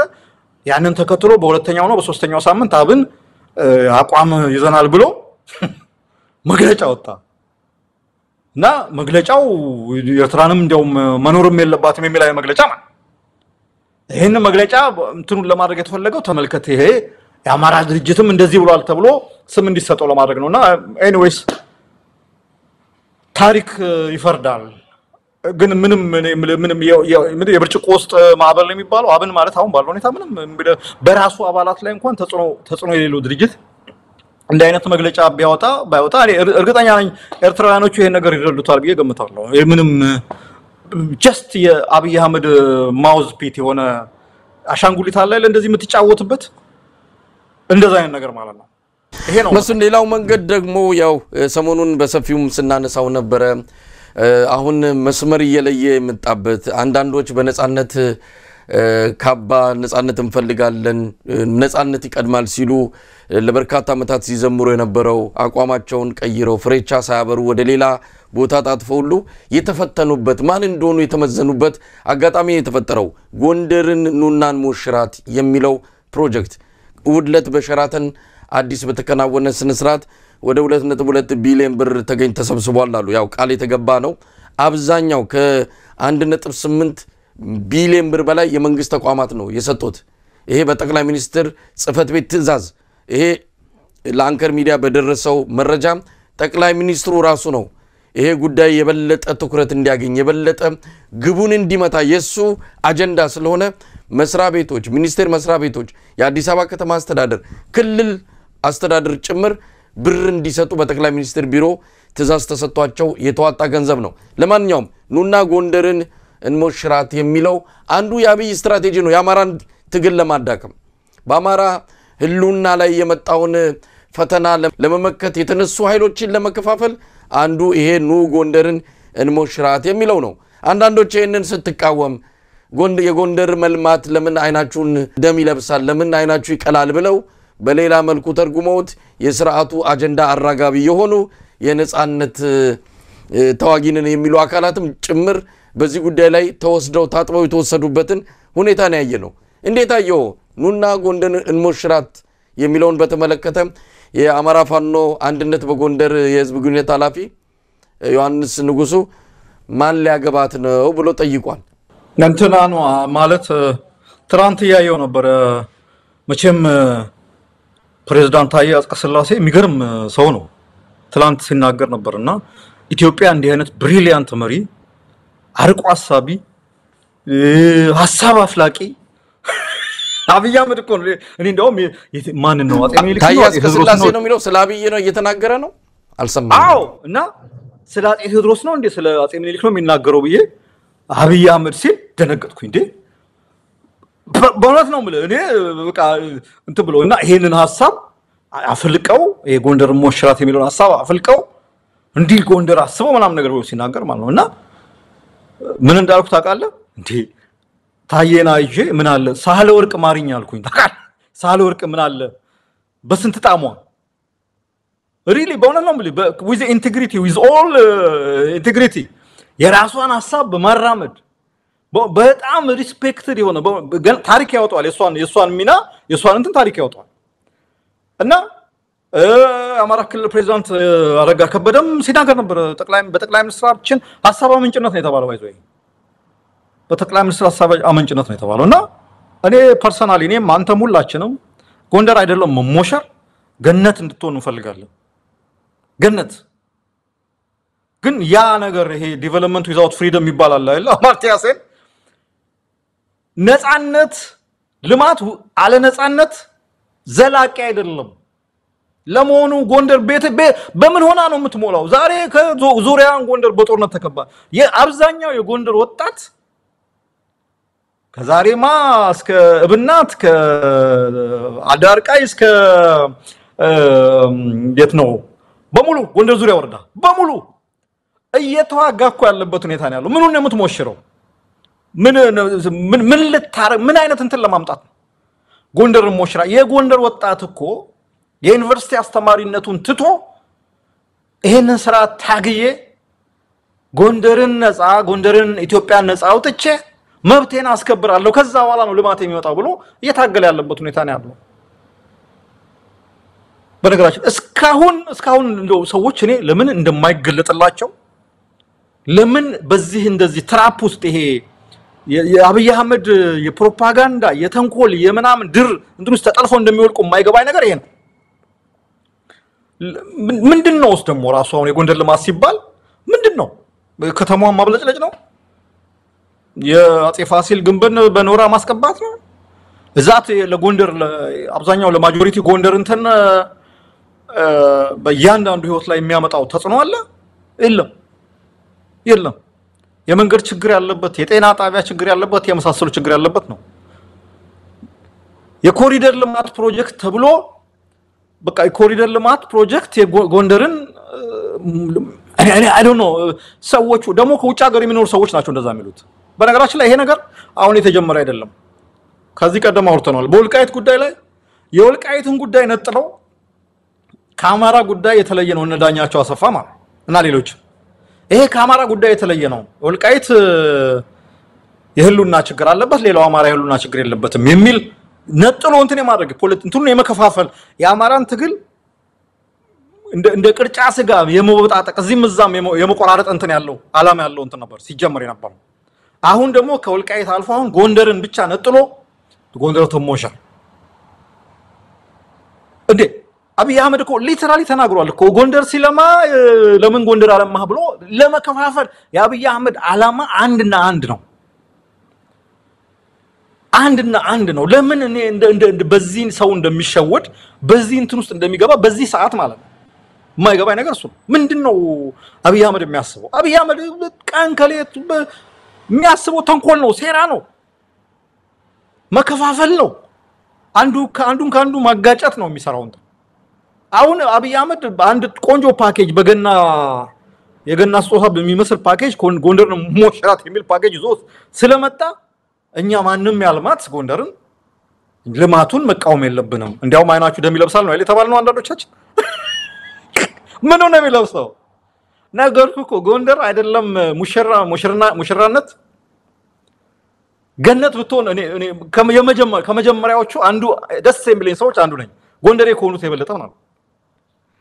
ነገርኩ ግን ዲቨሎፕመንት ልማት አለ ነጻነት ኪሳራ ነው ዘላቂ አይደለም በህዝቡ ህይወት ላይ እንትን አይደለም ተመልከት አዲስ አበባን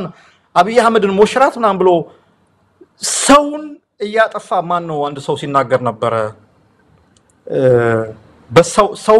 ሰውን አጥፍቶ ሰውን አፍርሶ የተገነባ ህንጻ ነው ያለው አዲስ አበባ ውስጥ አይደለ የኮሪደር ልማት ማለት ሰውን እያፈረሱ ሰው የሚባል ፍጥረትን እያፈረሱ ሰዋዊነትን እያፈረሱ የሰውን ማህበራዊ ግንኙነት እየደረመሱ የተገነባ ህንጻና የተጌጠ ከተማ ነው አዲስ አበባ አሁን ባለው ሁኔታ ሰው የማይሸት ከተማ ማለት የዛ ካርቦን ኮፒ ነው ባዚው ጎንደር ላይ ዛሬ ለመስራት እንትን የተባለው እና ይሄንን አይናችንን ጨፍነን ልማት ስለተባለ ብቻ ቅድም እንዳልኩ ነው በካዱ በለው በስጦታ ዕቃ ታሽጎ ስለመጣ በአብይ አህመድ ስጦታ ዕቃ ታሽጎ ስለመጣ እኛ ልማት ነው እና የጎንደር ልማት ነውና ደስ ሊለን ይገባል ደስ ሊላችሁ ይገባል እኔ እንደው መስፍን እንደው በጣም የገረመኝና እኔ እንደው መልስ ያጣውለት ይሄን በሚያቀነቅኑ ሰዎች ጫማ ውስጥ ሆኜ ልረዳ አልቻልኩት ለምን ጎንደር ከተማ ላይ እንግዲህ የኮሪደር ልማት በ58 ከተሞች የሚከናወን ነው በ58 ከተሞች አብይ አህመድ አቅዶ በቅርቡ የአምነስቲ ኢንተርናሽናል ይሄንን አስመልክቶ ባወጣው መግለጫም በ58ቱም ከተሞች የሚካሄደው የኮሪደር ልማት ይቁም የሚል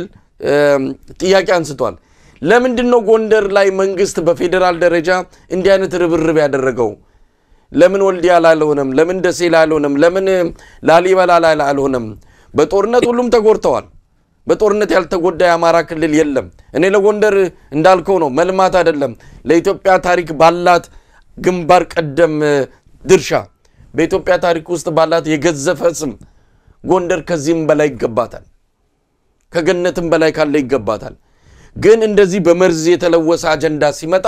ይሄንን በጥንቃቄ መመልከት አለብን አብይ አህመድ ይሄንን ለምን ፈለገው ይሄው እንግዲህ አሁን እኔ ያልሰማሁት ማን ተነገርከን ታያዝ ቀስላሴ መጥቶ አረጋ ከበደ መጥቶ ይሄ ያብይ ፕሮጀክት ነው አለን በፊትም እናቋለን ያብይ እንደሆነ አብይ እንዲህ አይነት ነገር ሲያስብ ለምንድን ነው ያስበው አሁን የጎንደር ህዝብ ጠዳ መሄድ ይችላል ወይ የጎንደር ህዝብ ጎርጎራ ሄዶ መዝናናት ይችላል ወይ የጎንደር ህዝብ በ5 ኪሎ ሜትር ራዲየስ ውስጥ ወጥቶ እንደፈለገ መውጣት መንቀሳቀስ ይችላል ወይ እንዲህ አይነት ነገር ውስጥ መጥቶ ጎንደርን እንሞሽራት ሲባል ማን ሊያገባት ነው ተብሎ የተጠየቀው ጥያቄ ተገቢ ጥያቄ ነው መልስ ያጣሁለት ግን ለምን ጎንደርን ለይቶ በዚህ ደረጃ አብይ አህመድ እንዲ ተረባረበ ለሚለው የሚሰጡን መልስ የለም አይናችሁ ደም ይለብሳል ጎንደር ምንድነው ጎንደር ላይ ኮሪደር ሲባል ሌሎቹን አልተቃወማችሁም የጎንደር ሲሆን ግን ከዚህም ከዛም ተነሳችሁ የሚለው አለ ለኛ የኮሪደር ልማት ከመነሻውም የተቃወምነው ነው የትም ቦታ የኮሪደር ልማት እንቃወመዋለን የትም አይደለም ጎንደር አዲስ አበባ ይሄ እንዳልከው ሰውን አጥፍቶ ድንጋይ የመቆለል ሰውን አጥፍቶ ፏፏቴ የመገንባት ሰውን አጥፍቶ የሲጃራ መተርኮሻና ሽንት ቤት ለመስራት የመጣ ፕሮጀክት አይደለም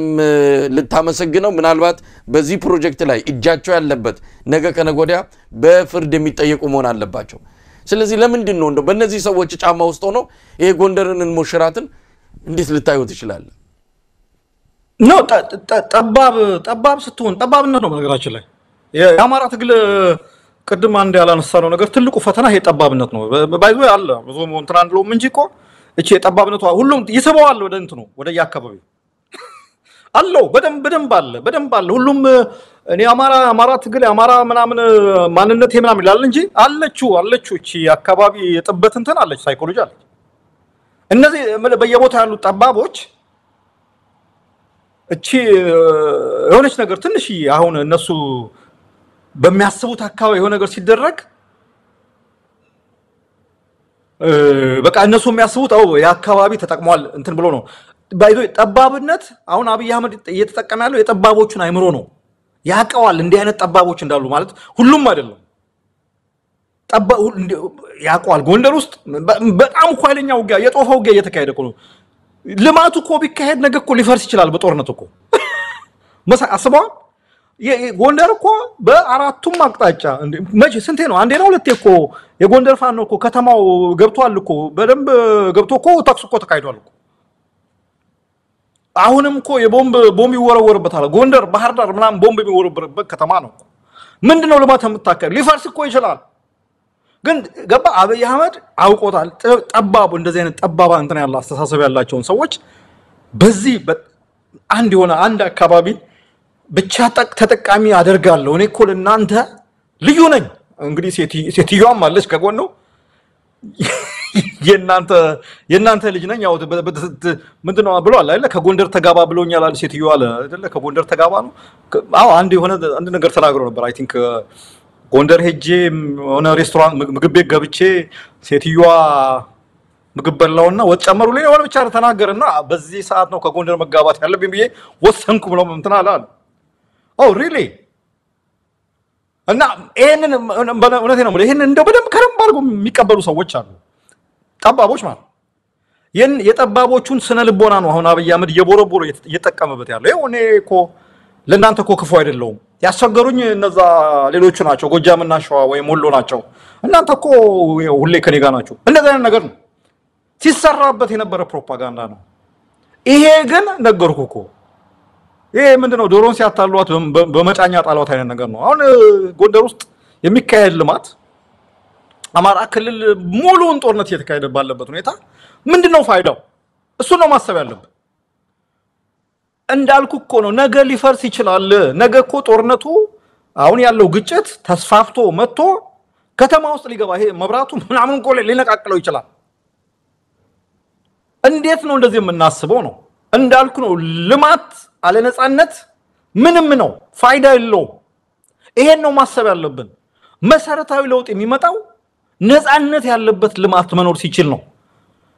ህልውናው የተከበረ አማራ ህልውናው የተከበረ ጎንደሬ ሲኖር ነው የጎንደር ለማች የምትባለው የሂውማን ዲቨሎፕመንት ምናምን የሚባል ነገር አለ ኢንዴክስ አለ የተባበሩ መንግስታት በጊዜ የሚያወጣው ምናምን ነገር በነገራችን ላይ ይሄ አሁን ከምታየው የድንጋይ ቁልል የመብራት ብልጭልጭ ምናምን ነገር በበለጠ አንድ ሀገር ለማ የሚባለው በሂውማን በሰባዊ ልማት ነው በጤና በኩል ያለው ሽፋን በትምህርት በኩል ያለው ሽፋን በተለያየ መንገድ ያለው እንትን ማለት የጎንደር ሰባዊ ልማት የጎንደር ሰው አሁን ባለው ሁኔታ ምን ውስጥ ምን ላይ ነው የሚለው ነገር ነው ማየት ያስፈልጋል እና እኔ አዝናለሁ በዚህ እንትን ውስጥ ተጠልፈው የሚወድቁ ሰዎች በቃ ራሳቸውን ለእንትኑ ኢዝሊ በቃ ፈቃደኛ ሆነው ለመሸወድ ፈቃደኛ ሆነው ለመታለል ራሳቸውን የሰጡ ሰዎች ናቸው እንጂ አሁን ጎንደር ልማት ሊያውም አብይ አህመድ እንዲ አስበው አሁን አብይ አህመድ ለአማራ ህዝብ በጎ እንትን አለው ብሎ መናገር ይቻላል ራሱ አሁን ከሱ የሚመነጭ የልማት ሐሳብ ከሱ የሚመነጭ የመሞሸር ሐሳብ አየነው እኮ ኢትዮጵያ ውስጥ ነች ኢትዮጵያ ሞቴ ነች ኢትዮጵያ ምናምን ነች ያለን ሰውዬ በቃል በተግባር ምን እንደሆነ እኮ አሳይቶናል እኮ ገሎናል እኮ አይደል እንዴ እና በዚህ ሁኔታ ለምንድነው የጎንደር ልማት ከሚል ለምንድነው የሱዳን ጦር ኢትዮጵያ ወደ 60 ነው 70 ኪሎ ሜትር ዲፕ ሲገባ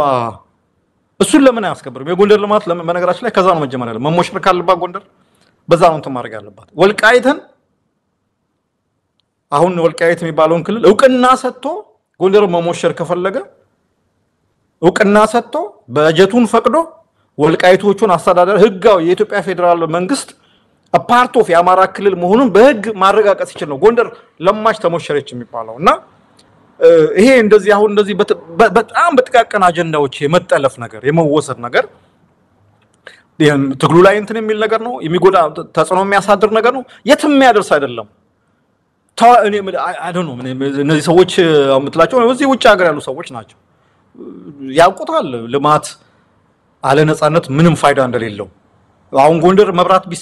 ቢሰቀልና ከተማዋ በመብራት ብታብረቀርቅ ግን ከከተማዋ መውጣት የማይቻልበት ሁኔታ ቢኖር ምን ነው ለማችን ባል ምን ነው ፋይዳው በአመት አንዴ ሰው በአውሮፕላን ጥምቀት ተሰብስቦ ጎንደር ላይ ከተማዋ ላይ ብቻ ሆነ ማክበር ስለተቻለ በቃ ጎንደር ተሞሽራለች ደምቃለች ማለት ይቻላል እኔ ይሄ ስትራክቸራል ያልሆነ መቀራሪያ ያልሆነ ልማት ምንድነው እንትን የሚለው ነው እና በጣም ያሳዝናል እንዳልኩ ነው እነዚህ አይነት ሰዎች ይኖራሉ ይፈጠራሉ ንቆመታው ነው መስፍን እንግዲህ ወደ ትግራይ ጉዳይ እንምጣ ትግራይ ላይ ሰሞኑን የተለያዩ ክስተቶችን እያየን እንገኛለን አቶ ጌታቸው ረዳ አዲስ ፓርቲ ይዞ ሊመጣ ነው ይሄንንም የፓርቲውንም ስም ጨምሮ የተለያዩ ምራ ፕሮግራሞቹ የአዲሱ ፓርቲ ከብልጽግና ጽፈት ቤት የተዘጋጀ መሆኑን ለአንከር ሚዲያ በደረሰው መረጃ ላይ ነው የተመለከተው ይሄንን የአዲሱን ፓርቲ ፕሮግራምም ጨምሮ ስሙንም ቀርጸው ያዘጋጁት እነ ዶክተር አብርሃም በላይ እንደሆኑና ሌሎች ብልጽግና አመራሮችም የተሳተፉበት እንደሆነ ህወሓት ባንድም ይሁን በሌላ በጦርነትም ይሁን በምርጫ ቦርድ እውቅና በማጣትም ይሁን ብቻ ከትግራይ ፖለቲካ የሚሸኝበት ጊዜ ደርሷል ይዛን ጊዜ የሚተካው ይሄ ፓርቲ ነው በሚል ብልጽግና ሲዘጋጅበት የነበረ ነው ያንን ጌታቸው ረዳ ይዞ ወደ መቀሌ ይገባል የሚል የብልጽግና መንደር ያለ ምኞት አለ ይሄ ምኞት መሬት ላይ ካለው ጋር እንዴት ይታረቃል እሱ ሌላ ጉዳይ ነው እንግዲህ ህወሓትን ሲደግፉ የነበሩ ከህወሓት አንፃር ለዘመናት የህወሓት ልሳን ሆነው የቆዩ በግለሰብም ይሁን ተቋምም ከሆኑ በኋላ አንዳንድ የሚዲያ ድርጅቶችም አሁን ከህወሓት ጋር እንካ ሰላንታ ውስጥ ገብተዋል ከዚህ አንፃር ኢትዮ ፎረም የተባለ ግለሰቦቹ ከመጀመሪያም አንስቶ ህወሓት ቤት ያደጉ ህወሓት ጋር ጉድ ሲሉ የከረሙ ህወሓት ከተመታና ከአዲስ አበባ ከተፈናቀለም በኋላ ህወሓትን ያፈናቀሉትን ሰዎች በግለሰብም በተቋምም ደረጃ አንድ ባንድ እየፈለጉ ስም የማጥፋት ዘመቻ በጋዜጠኝነት ስም እንዲህ አይነት ዘመቻ ሲከፍቱ የነበሩ በዚህ በኢትዮ ፎረም ውስጥ የተሰባሰቡ ግለሰቦች አሁን ምንድነው የሚባለው መጨረሻ አብዮት ልጇን ትበላለች ይሁን በመጨረሻው ሰዓት ከህወሓት ጋር እንካ ሰላንታ የገጠሙበትን ሁኔታ አይተናል እዛ አካባቢ ያለው ትርምስ በጣም አስገራሚ ነው አስደናቂ ነው ለማንኛውም እንዴት እየተከታተልከው ነው የትግራይ ጉዳይ የትግራይ ፖለቲካ ምን ይመስላል መሰለህ 1881 በኢትዮጵያ አቆጣጠር ነው መሰለኝ በፈረንጅ ነው በኢትዮጵያ አፄ ዮሐንስ ከሞቱ በኋላ የትግራይ መሳፍንት እንዲባሉ ነበር አቀ ይባሉ ነበር የተንቤንም ያድዋ የአክሱም መሳፍንት የአፄ ዮሐንስን መንበር ለመውሰድ እንዲባሉ ነበር እና ምንም በቃ የፖለቲካ ልምሾ ተሽመድምደው በኋላ ያው በዛን ጊዜ በነበረው የስልጣን እንትን ሸዋ ነበር ዝግጁ ሬዲ ነበረው የተዘጋጀው ሚኒሊክ በነገራችን ላይ ሚኒሊክ በጣም እንግዲህ 25 አመት ነው ስልጣን ለመውጣት 25 አመት ነው የተዘጋጁት አፄ ሚኒሊክ እና በቀላሉ ነው የማዕከላዊ መንግስቱ ከትግራይ ወደ ሸዋ የተዘዋወረውና አሁን ያለው የትግራይ ፖለቲካ ከዛ በጣም የተለየ አይደለም በቃ እኔ ከዚህ በኋላ የትግራይ ፖለቲካ እንትን ይኖረዋል መላ ይኖረዋል ብዬ እኔ እንትን የለኝም መላ ይኖረዋል ብዬ እንትን አለ በተወሰነ እንትን መንገጫገጭ ይኖራል ህወሓት እንደ ይሄ አሮጌው ቡድን ነው የምለው ጌታቸው ኋላ ቀሩ ነው የሚለው እኔ ደግሞ አሮጌው ቡድን የማይለወጠው ይሄ በጣም ስታቲክ የሆነው አሮጌው ቡድን ሊያስቸግር ይችላል ገንዘብ አለው በነገራችን ላይ ወደ ስንት ቢሊዮን ዶላር ነው ከሀገር ውጭ ያሸሹት በነስብሐት ነጋ በነጌታቸው አሰፋ በነስዩም መስፍን ምናምን እንትን ያድርጉት ያለፈው ጊዜ ጦርነቱ የሰሜኑ ጦርነት ጊዜ በየቦታው የምናየው ይሄ በአሜሪካ በአውሮፓ የምናየው ጩኸት የዚህ አሜሪካ የሚዲያው ጩኸት የሎቢስቶቹ ግርግር የውጭ ጉዳይ ሚኒስትሮቹ ጫጫታ ምናምን በትልቁ በገንዘብ የተገዛ ነው ወነከራችን እና ያ ገንዘብ አሁንም አለ በተወሰነ መልኩ ሊያፈናፍናቸው ይችላል ግን እኔ አይ ዶንት ቲንክ የትግራይ ፖለቲካ ከዚህ በኋላ ድሮ የነበረውን ማዕከላዊነቱን ጠብቆ በኢትዮጵያ ፖለቲካ ላይ ትልቅ ይሄ ምንድነው ባሉ አንቀሳቃሽ ሆኖ ሙቨር ሆኖ እንትን የማድረግ እንትን የለው ዜሮ ነው በቃ አሁን ክልላዊ ፖለቲካ ነው የሚሆነው የትግራይ ኤሊት አሁን ያሮጋሉት ያን ነው እኮ በቃ መቀሌ ለመቆጣጠር ነው የመቀሌን የጊዜያዊ መስተዳድሩን ለመቆጣጠር ነው የተሻኮቱ ያሉት በዚህ ነው የሚቀጥለው ለሚቀጥለው ምናልባት 40 ወይ 100 ምናምን ሺህ ዓመታት ከዚህ በኋላ የትግራይ ፖለቲካ በኢትዮጵያ ፖለቲካ ውስጥ ሊከሰት የሚችለው የጁኒየር ፓርትነር ሁለተኛ ደረጃ ወይም የፋኖ ምክትል ወይም ልክ ተከታይ ምናምን ሆኖ እንጂ ወይም ደግሞ ከሻቢያ ጋር ተጣምሮ ጁኒየር ሆኖ ምናምን ካልሆነ በስተቀር በኢትዮጵያ ፖለቲካ ውስጥ ይሄን ያህል የመወሰን እንትን ይኖራል ብዬ አልገምትም ግን ምንድነው እንደንትን ለትግራይም ለጤነኛው አካሄድ ምንድነው ይሄ አሮጌው ኃይል የሚባለው በተለይ የስብሐት ነጋ ጌታቸው አሰፋ ቡድን እኔ እንደ ሰንኮፍ መነቀል ያለበት ቡድን ማለት ነው የሱ እንትኑ ባስተሳሰብም በአካሄድም በምንም ሊታረም የማይችል ቡድን ነው የትግራይን ህዝብ ዋጋ ያስከፈለ የሚቀጥለው በእርግጠኝነት በነገራችን ላይ በሚቀጥሉት ወራት ምናምን ግጭቶች ልናይ እንችላለን በተለይ ይሄ ምዕራብ ትግራይ በሚሉት ኤርትራን አይደፍሯትም አይነኳትም ኤርትራም መሬት ወስዳብናለች ይላሉ ግን ያውቃሉ በኤርትራ በኩል የሚቀጥማቸው አሁን መግለጫቸውንም የሚያነሱትንም እንትን ስታየው ቅስቀሳቸውንም ስታየው አሁን አብዛኛው እንትናቸው ትኩረታቸው ያለው ምዕራብ ትግራይ በዚህ በወልቃይት በኩል ያለውን ነገር ለማስወሰድ መልሶ ለመንጠቅ ነው የሚያካሂዱት ያ ደግሞ አሁንም ደም ያፋስሳል ኢትስ ኢምፖሲብል በነገራችን ላይ ያንን ተቀብሎ ባለው አሬንጅመንት የምልብ እዛ አካባቢ ተፈናቅለው የነበሩ ትግሬዎች ከነበሩ ወደ ቦታው ተመልሰው በሰላም መኖር ይችላሉ አይ የኛ ሚሊሻ አብሮ ካልገባ የኛ አስተዳደር አብሮ መዋቅር አብሮ ካላስተዳደረው ተፈናቃዮችም ወደ ቦታቸው አይመለሱም ብሎ ያዛቸው ህወሓት እና በቅርብ የምናየው ነገር ምናልባት እነዚህ ሰዎች ጌታቸውን አስወግደውታል የጌታቸው አስተዳደርን ሲከሱበት የነበረው አንደኛው ጉዳይ የትግራይን ተፈናቃዮች ወደ ቦታቸው እንዲመለሱ አላደረገም እነሱ የሚሉት አለ የትግራይ ሉዓላዊ ክልልን አልመለሰልንም የሚሉት ነገር አለ ይሄው አሁን ፈረሱም ይሄው ሜዳውም ይሄው ነው አሁን ዞሮ እነሱ ጋር ነው ጥያቄ የሚቀርበው እና ዝም ብለው ይቀመጣሉ የሚል እንትን የለኝምና ዞሮ ግን የትግራይ ወጣት ከዚህ በኋላ አይ ዶንት ቲንክ አፒታይቱም ያለው አይመስለኝም እነዚህን ተስፋ የቆረጡ ሽማግሌዎች ተስፋ የቆረጡ አሮጌ እንትኖች ፖለቲከኞች ሰምቶ እንደገና ለጦርነት የሚማገድበት እድል ያለ አይመስለኝም በጣም ጠባብ ነው መሞከራቸው ግን አይቀርም ጀነራሎቹ እነዚህ ስማቸው ብዙ ነውና እነዚህ ጀነራሎች ምናምኖች መሞከራቸው አይቀርም ግን እንዳልኩ ነው የትግራይ ፖለቲካ ከዚህ በኋላ ደርዝ ኖሮት በኢትዮጵያ ፖለቲካ ውስጥ በጣም ወሳኝ የነበረው መንግስት የመቀየር ወይም ደግሞ ማዕከላዊ መንግስቱን የመነቅረቅ እንትን ላይ ይደርሳል የሚል እንትን የለኝም ህወሓት እንደ ፓርቲ መጀመሪያ መጥፋት የነበረበት ፓርቲ ነው እድሜ ለአብይ እኔ ሁሌ የምለው ነገር እድሜ ለአብይ አህመድ ያኔ ጦርነቱ ድርድር መካሄድ አልነበረበትም ጦርነቱን በህወሓትን ለአንዴና ለመጨረሻ ጊዜ በመደምሰስ ከትግራይ ህዝብ ጋር በእርቅ መጨረስ ነው የነበረበት እንትን ምንድነው ሰዶ ማሳደድ ቢያምረኝ ዶሮዬን በቆቅ ለወጥኳት የሚባል ነገር አለና አብይ አህመድ ህወሓትን ማጥፋት እየተቻለ ሳያጠፋው ቀርቶ ተመልሶ አሁን ህወሓት ሄዴክ ሆኖበታል ራስ ምታት ሆኖበታል ህዋትን አሁን በዚህ መጡ በእንዲህ ያደርጉ ነው ከሻቢያ ጋር አብሮ ሊሰሩ ነው እያለ አሁን ጭንቀት ውስጥ ገብቷል። ምን ያን ጊዜ እኮ ሻቢያም ሌላውም ኃይል የነበረ ህዋት እናጥፋው በቃ ህዋትን ታሪክ እናርገው ነበር የነበረው። ይሄ ምንም እንዳልኩ ነው ጌታቸው ያልከው ምንድነው በፖለቲካ ድንክ ነው ያልከው እውነት እኮ ነው ድንክ እኮ ነው ድንክ በቃ እንትኑ አስተሳሰቡ በጣም አጭር ነው በቃ ምንም ድንክዬ ነገር ነው ማሰብ ስላልቻለ የሻቢያንም የአማራ ኃይሉም ሌላውንም ኃይል ክዶ ፕሪቶሪያ ሄዶ ህዋትን እንደ ተሸናፊ ኃይል ሳይሆን እንደ ኢኳል ፓርትነር ተደራድሮ ውል አስፈርሞ እንደገና ይሄው መጣው አሁን ዛሬ ምርጫ ቦርድ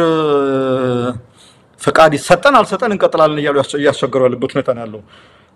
ሌላ ያነሳው እዚህ የሚዲያው እሱ ነገር አስቆኛና የስምንተኛ ምን ስሰማ ምን አልኩ መሰለ የስምንተኛው ሺህ ፖለቲካ ባሪያዎች በጌቶቻቸው ላይ እነሳሉ የሚል አንድ እንትን አለ ትንቢት አለ ፍቃድ ኢየሱስ ላይ ነው እና ኢትዮፎርም ህዋት ላይ እንዲህ አይነት ነገር ሰራ ሲባል ይሄ በቃ ዘመነ ግርምቢጥ የሚሉት ነገር አለ ዘመነ ግርምቢጥ በትግርኛ አባባል ዘመነ ግርምቢጥ የተገላቢጦች ዘመን ነው በቃ ተላላኪዎች የነበሩ እምልህ እኔ ይገርመኛል አንዳንዴ ብዙ ጊዜ አሁን በቅርብ ስለሞተውም ስለ ሰለሞን ተካልኝም ሳስብ ስለ እነዚህም ኢትዮፎርም ላይ ስላሉትም ሰዎች ሳስብ ይገርመኛል ይሄ አማራ ሶሳይቲ ውስጥ ይሄ የሚበቅሉት ሰዎች ምን አይነት ሰዎች ናቸው አስበው ታውቃለህ እኔ አሁን የትግሬ ተወላጅ ሆኖ በዚህ ደረጃ ትግሬን የሚጠላ የራሱን ሰው የሚያራክስ የራሱን ወገኖች እንትን የሚል ሰው እኔ አይ ዶንት ኖ አለ የምታውቀው መሳይ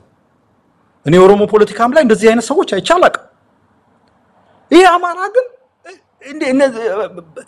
ከዋሃት እኮ ልነግርህ እኮ ነው ኢትዮፎርም እየሰራ ያለው ፕሮፓጋንዳ ለዋሃት እየሰራ ያለው ፕሮፓጋንዳ 10 የዋሃት ሚዲያዎች ቢደመሩ የማይሰሩትን ስራ እኮ ነው ጧት ነጋጠባ ጄኖሳይድ ያማራ ልሂቃን አብይን ወደ ስልጣን አምጥተው እንዲህ አድርገው ያማራ ልሂቃን ሻቢያ እንዲህ አድርገው የሚሰሩ ሰዎች ናቸው እና ምንድነው ያደርጓቸው ነው ምን አላቀ እንግዲህ ወስደው መከለ ምን ታርጓቸው ምን አቃለው እና አሁን ግን ነገሮች ተገለባብጠው ዛሬ እነሱ በኋላ ተመልሼ ሰዎች ሲነግሩኝ እኔ አለከታተልምና ሲነግሩኝ የሰሩትን ፕሮግራሞች አየዋቸው እንዴ ምን አላስቀረው ህዋትን እኮ አሁን በተለይ ደብረጽዮን አመራር እንዳይነሳ እንዳይቀመጥ አድርገው ነው የቆራረጡት ብቻም አይደለም በነገራችን ላይ ብዙ ልናውቃቸው የሚገባው ጉዶች ናቸው ወጡት አንደኛው የዚህ ጦርነቱ ከመጀመሩ በፊት የሰሜን ጦርነቱ ከመጀመሩ በፊት ህዋት ኢትዮጵያን ለማተራመስ ለብሔር ብሔረሰብ አጋሮች ብሎ 400 ሚሊዮን ብር መድቦ እንደነበረ እንግዲህ ያ 400 ሚሊዮን ብር ዋና አላማው ሌላ ነገር አይደለም ወላይታ ከምባታ አማራ ምናምን የቅማንት አገው ምናምን የሚባሉ እነዚህ የፌደራሊስት ኃይሎች ንቅናቄ ብሎ የጀመረው ማለት ነው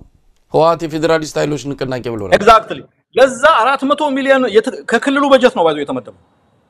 ተመድበው ኢትዮጵያን ለማተራመስ ይሰሩ የነበሩ እንትሮች ናቸው እንደዚህ አይነት ኢቪል እንትሮች ናቸው አሁን አንዳንዶቻችን አይገባንም ህዋት ይሄ ነገር ህዋት ከጀርባ አለበት ምናምን ነገር ሲባል ባካቸው አታጋኑ ህዋት ዱቄት ሆኗል ሰዎቹ ሰይጣኖች ናቸው እና ዛሬ ሰይጣኖቹ ሰይጣን ተነስቶባቸው የራሳቸውን ባሮች አሁን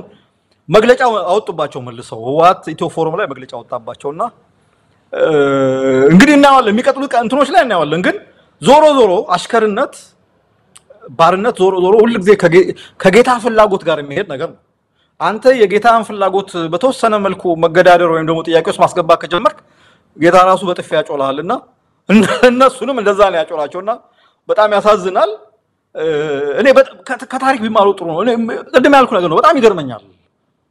በተለይ የአማራ ማህበረሰብ ውስጥ እነ ሰለሞን ተካልኝ እነሱን ሌላም አንድ ፖለቲከኛ አለ እዚህ ጋር አሁን መጥቀስ የለብኝም ከዚህ ቀደም ብዙ ጊዜ ስላነሳሁት ከህዋት የበለጠ ህዋት የሆኑ ሰዎች አሉ በነገራችን የትግሬ አሁን ሌሎች ሚዲያዎች አሉ የትግራይ ተወላጆች በጣም ክሪቲካል ሆነ ህዋትን የሚነቅፉ እንዲያውም የትግራይን ህዝብ ያስበላ ድርጅት ነው ህዋት እንትን ማረ መጥፋት አለበት ህወሓት እንትን መሆን አለበት አዲስ አይነት ድርጅት መፈጠር አለበት ብሎ የሚቀሰቅሱ የትግራይ ተወላጆች እኮ ሚዲያዎች አሉ እኮ እነዚህ ግን ይሄ መሐል ሀገር እንግዲህ ዘሶኮልድ አማራ ልበላቸው እንትን ብለው ሽንጣቸውን ገትረው ህወሓት መፍረስ የለበትም ህወሓት መነካት የለበትም ብሎ የሚከራከሩ ሰዎች አሉ አሁን ስማት ጥራ ተብያለሁ አንድ ሰው እየጠራው በጣም ስላስቸገርኩ ማለት እና እነዚህ ሰዎች አሉ ነው እንግዲህ በጸበልም በጠብም በምንም እንዴት መመለስ እንደሚቻል አላውቅም ግን እስቲ አንድ ቀን አይምሮአቸውን ሲከነክናቸው ነው ላይ መለሳሉ መስፍን እንግዲህ ይሄ ኢትዮ ፎረም መሰረታዊ የሆነ ነገር አለ በዚያው በተከስነው ከዚህ ከህወሓት ጋር በተያያዘ ሲያካሂዱት የነበረው በፊት የነበራቸው ይሄንን ሚዲያ ከማቋቋማቸው በፊት የነበራቸው ቁመና የነበራቸው አጠቃላይ ሁኔታ ሲታይ ከዛ በኋላ ከመጡ በኋላ በቂም በቀል ህወሓትን ባንድሚውም በሌላ ከስልጣን እንዲወገድ ያደረጉ በርቀትሚውም በቅርበት አስተዋጽኦ ያደረጉ ሰዎችን በቀን በባትሪ እየፈለጉ በስም እየተቀሱ የሚዘነጥሉባቸው በተለያዩ ፕሮግራሞችንም እንዲሰምተናል ለምን ህወሓት ተነካ ብለው ነው ለምን ህወሓት ለምን ጌቶቻችን ተነካ ብለው የሄዱበት ርቀት ያሳዝናል አዎ የአማራን ህዝብ ትግል ለመደገፍ የመጡበት መንገድ አለ ያንንም ለምን አደረጉ የሚለውንም ምናልባት ከሚዲያ ገበያው ጋር በተያያዘ ሰው ምን መስማት ይፈልጋል በዚህ ወቅት ላይ ከሚል አንፃር ይሁን ወይስ የአማራ ስቃይና ሰቆቃ ተሰምቷቸው እሱን እንግዲህ ለሊናቸው እንተው ምክንያቱም ከዚህ በፊትም ህወሓት ቤት ያሉ አማራ ህዝብ መከራ ላይ ነበር አንድም ቀን ግን ስለ አማራ ህዝብ ሲተነፍሱ አልነበረም ያየናቸው ለማንኛውም አሁን እዛ ቤትም እሳት ነዷል ከዚህ በኋላ እንግዲህ ህወሓት አቅም ኖሯት ተንደፋድፋ ብትነሳ የነዚህ ሰዎች አሰላለፍ ምን ሊሆን ይችላል በፕሮግራሙ ላይ እንደሰማሁት ከሆነ ጌታቸውንም ይነክፉታል ጌታቸው ሄዶ ለኦሮሞ ብልጽግና ገበረ ብለውም ይነክፉታል ደብረ ጽዮንንም ይዘነጥሉታል ስለዚህ ነገ ከነጎዳ አሰላለፋቸው ከማን ጋር ሊሆን ነው ከህወሓት ጋር አብረው ይጠፋሉ ወይስ አንድ ጊዜ አንተም እንዳልከው ምንድነው የግብጽ እንትሮች ሲሞቱ ንጉሶቹ ሲሞቱ አሽከሮቻቸው አብረው ይቀበራሉ ብቻቸውን እዛ እንዳይሆኑ የሚል ነገር አንስታል ምናልባት ያንን ነገር ልናይ እንችል ይሆን ራሳቸውን ካስተካከሉ እድሉ አላቸው ራሳቸውን በቃ ነፃ ሚዲያ ሆኖ ጥሩ ሚዲያ እንትን ያሳው የኢንፎርሜሽን በአጠቃላይ በኢትዮጵያ ጉዳይ ላይ ከየትኛው ሞገን ሳይወግኑ መረጃዎች እንትን ያቀርቡ መረጃ መስራት ይችላሉ አይ በያዝነው እንቀጥላለን እኔ ዝም ብሎ ፒውርሊ አሁን ሳስበው ማለት ነው እነዚህ አይነት ሰዎች እንዲህ የሚያረጋ ምንድነው እንዲህ አይነት ነገር ውስጥ የከተታቸው እንደው ዝም ብሎ በነፃ እንደው ወደዋቸው ዋጥን ወደው ምናምን አይደለም ያው እንትኑ ነው ክፍያው ነው የሚያጫዋቸው ምንድነው አንድ ማስታወቂያ ላይ ነገር ያለው አንድ ጊዜ አንዱ ፋንቱ ማንዶ የሚባል እንትን አለ ማስታወቂያ ላይ ስለ ሳሙና ያስተዋውቃልና እዛ ላይ በጣም ተወዛወዘ እና አንድ ሌላ ጋዜጠኛ ጠየቀው እዛ ሳሙና ማስታወቂያ ላይ በጣም ተወዛወስክ ሳሙናው ነው ወይስ ክፍያው ነው ሲባል ክፍያው ነው አለ ይባላልና እነዚህም እንደዚህ ማለት ዝም ብሎ አይደለም ፒውር አይደለም ባይዘው በጣም በደንብ ባይዘው በእንትንም ብቻ አይደለም በገንዘብ ብቻ አይደለም በመረጃም ጭምር ነው አሁን ያለኝ መረጃ እሱ ነው በነገራችን ላይ ቲፒኤልኤፍ ናይሮቢ ላይ ትልቅ የመረጃ መሰብሰቢያና ማቀነባበሪያ ማዕከል አለ ነጮችም ምኖችም ምናምናችም የሚተባበሯቸው ነው እዛ ነው መረጃዎች የሚሰበሰቡትና እንደ ኢትዮ ፎረም ባሉ እንደ ሌሎች ባሉ የህወሓት ደጋፊ ሚዲያዎች እንዲሰራጩ የሚደረገው እና የገንዘብ እንትን ነው በቃ ገንዘብ ወደው እንትን ብለው ስፖንሰሮቻቸው እንትን ብለው እስከ ከፈሉን ድረስ እስከ መጨረሻው አብረን እንሄዳለን ካሉ አብረው ይቀበራሉ ከፈረኖቹ ጋር አይ እኛ በቃ ከዚህ በኋላ እንደ ሚዲያ ተቋም ራሳችንን ሞያችንን ጠብቀን ስራችንን የሰራን እንቀጥላለን ደግሞ ካሉ እንደ ሚዲያ ሰርቫይቭ ሊያደርጉ ይችላሉ ከዛ ውጪ ሌላ እንትን የላቸውም ግን አንድ ነገር እርግጠኛ መሆን የሚቻል ህወሓት ሰርቫይቭ ሊያደርግ አይችልም ደግሞ እንዲህ አይነት ነገር በጣም እኮ የሚያስደነግጠው ነገር አንድ ዲሞክራቲክ ቶለራንሱ የቲፒኤልኤፍ የሚባል ድርጅት ለትንሽ ትችት እንኳን ምን ያህል ኢንቶለራንት እንደሆነ አሁን ይሄንን ነገር ፕሮግራም በመስራታቸው ህወሓት እኮ ያወጣው መግለጫ ትልቅ ፍረጃ እኮ ነው በቃ ድርጅቱን ለመሰንጠቅ ለማፍረስ ያሴሩ በሚዲያ ስም ምናምን ነገር ስንት ውለታ ሲሰሩለት እንዳልነበረ ዞሮ አሁን አንድ ፕሮግራም ሰሩብኝ ብሎ ማለት ነው በተለይ ይሄ ደብረጽዮን እንትን የወረደባቸው ሌብሉ የሰጣቸው ሌብል የሚገርም ነው መሰለኝ በቃ ተላላኪዎች ድርጅታችንን ለማፍረስ በሚዲያ ስም ሽፋን ራሳቸውን ደብቀው ከአፈንጋጭ ቡድን ጋር ተደራጅተው ምናምን የሚል እንትን ነው የሰጣቸውና ይሄ ሊያስተምራቸው ይገባል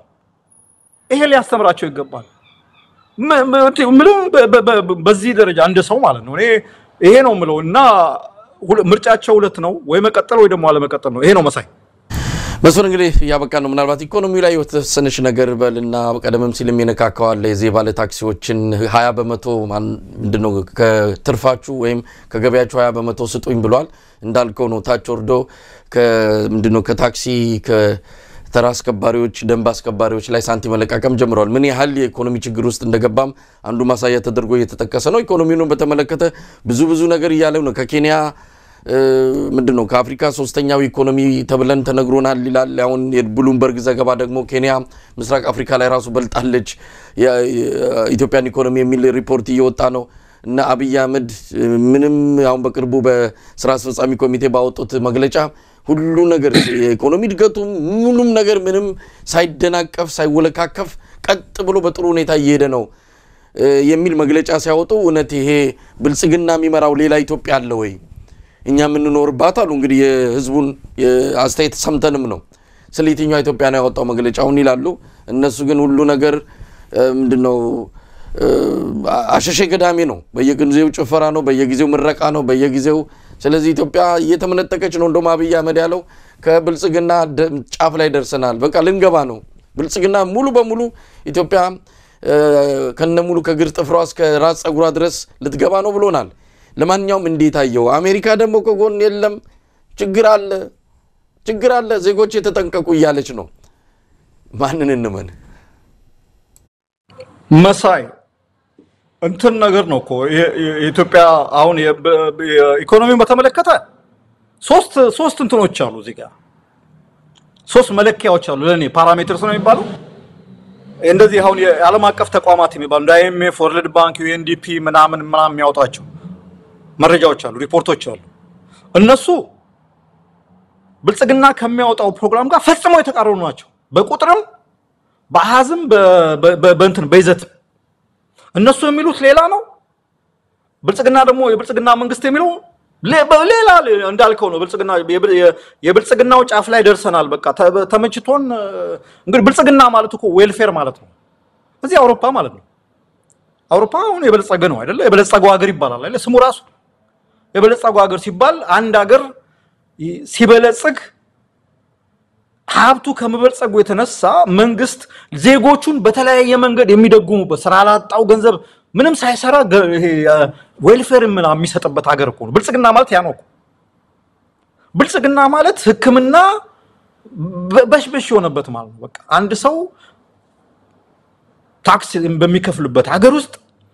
ኢንሹራንስ ኖሮት ሄዶ ታክሞ በደና የሚሆንበት ሀገር ማለት ብልጽግና ማለት አንድ ቤተሰብ በአመት 9 ወር ወይ 10 ወር ሰርቶ አንደኛው ወር የሆነ ጥሩ ቦታ ሄዶ ቢች ሞቅ ያለ ቦታ ፀሐይ ያለበት ቦታ ሄዶ ቱሪዝም ሄዶ ሌላ ሀገር ጎብኝቶ ብልጽግና ማለት ያ ነው በነገራችን ላይ እንግዲህ ይሄ በእንትን እንደማን ለማንኛውም ሰው በሚረዳው መንገድ ብልጽግና ማለት ይሄ ነው ኢትዮጵያ እዚህ ጋር ደርሳለች እንዴ ማለት እንትን ዝም ብለ አስበው ራሱ ኢኮኖሚ አለ ወይ ነው እኔ አሁን መሳይ ቀደምናው ስለ ኢኮኖሚ ስትል ኢትዮጵያ ውስጥ ኢኮኖሚ የሚባል ነገር አለ ወይ ነው ኢትዮጵያ ውስጥ ከአዲስ አበባ ወጥተ መንቀሳቀስ አይቻል ሹፌሮች የሹፌሮች ማህበር የሚባል አንድ እንትን አለ እኔ ከታተላቸዋለሁ በየጊዜው የሚያወጡት መግለጫ ባየው ቁጥር የሚሞቱ የሚገደሉ የሚታፈኑ ሹፌሮች ቁጥር ብዛት ቀላል እንትን አይደለም ኬንያ እኮ ከኢትዮጵያ የበለጠችው የኬንያ ኢኮኖሚ ናይሮቢ ብቻ አይደለም እኮ በአጠቃላይ ሜሩ ናሳይ ላይ ምናምን የቪክቶሪያ ያለበት አካባቢ ቡና ሻይ ቅጠል ኢንዱስትሪ ምናምን በሙሉ ነው ተደምሮ ነው እኮ ኬንያ አደገች ከኢትዮጵያ በለጠች የሚባል አሁን ባለችው ኢትዮጵያ የትኛው ኢንዱስትሪ ተንቀሳቅሶ ነው ኢትዮጵያ ኢኮኖሚው ተንቀሳቅሶ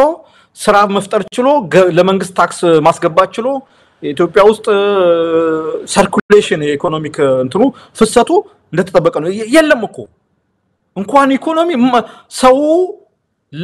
በጣም ለሆነ አጣዳፊ ለሆነ ነገር ለቅሶ ወይም ደግሞ ለሆነ ከአማራ ክልል በጤና ምክንያት ወይም ደግሞ ከሆነ ቦታ ለሆነ ምክንያት መንቀሳቀስ የማይችልበት ነገር ነው እንኳን ካፒታል ቁስ ምርት የተመረተ ምርት ለመሳሰሉ ሊዘዋወር ቀርቶ እና ይሄ በሌለበት ኢኮኖሚ አለ ወይ ብለን ጥያቄ መጠየቅ ያለብን እሱ ነው ቀደም እንዳልኩ ዓለም ባንክ እንደዛ አይነት ነገር ይናገራል የኢትዮጵያ መንግስት ደግሞ እኔ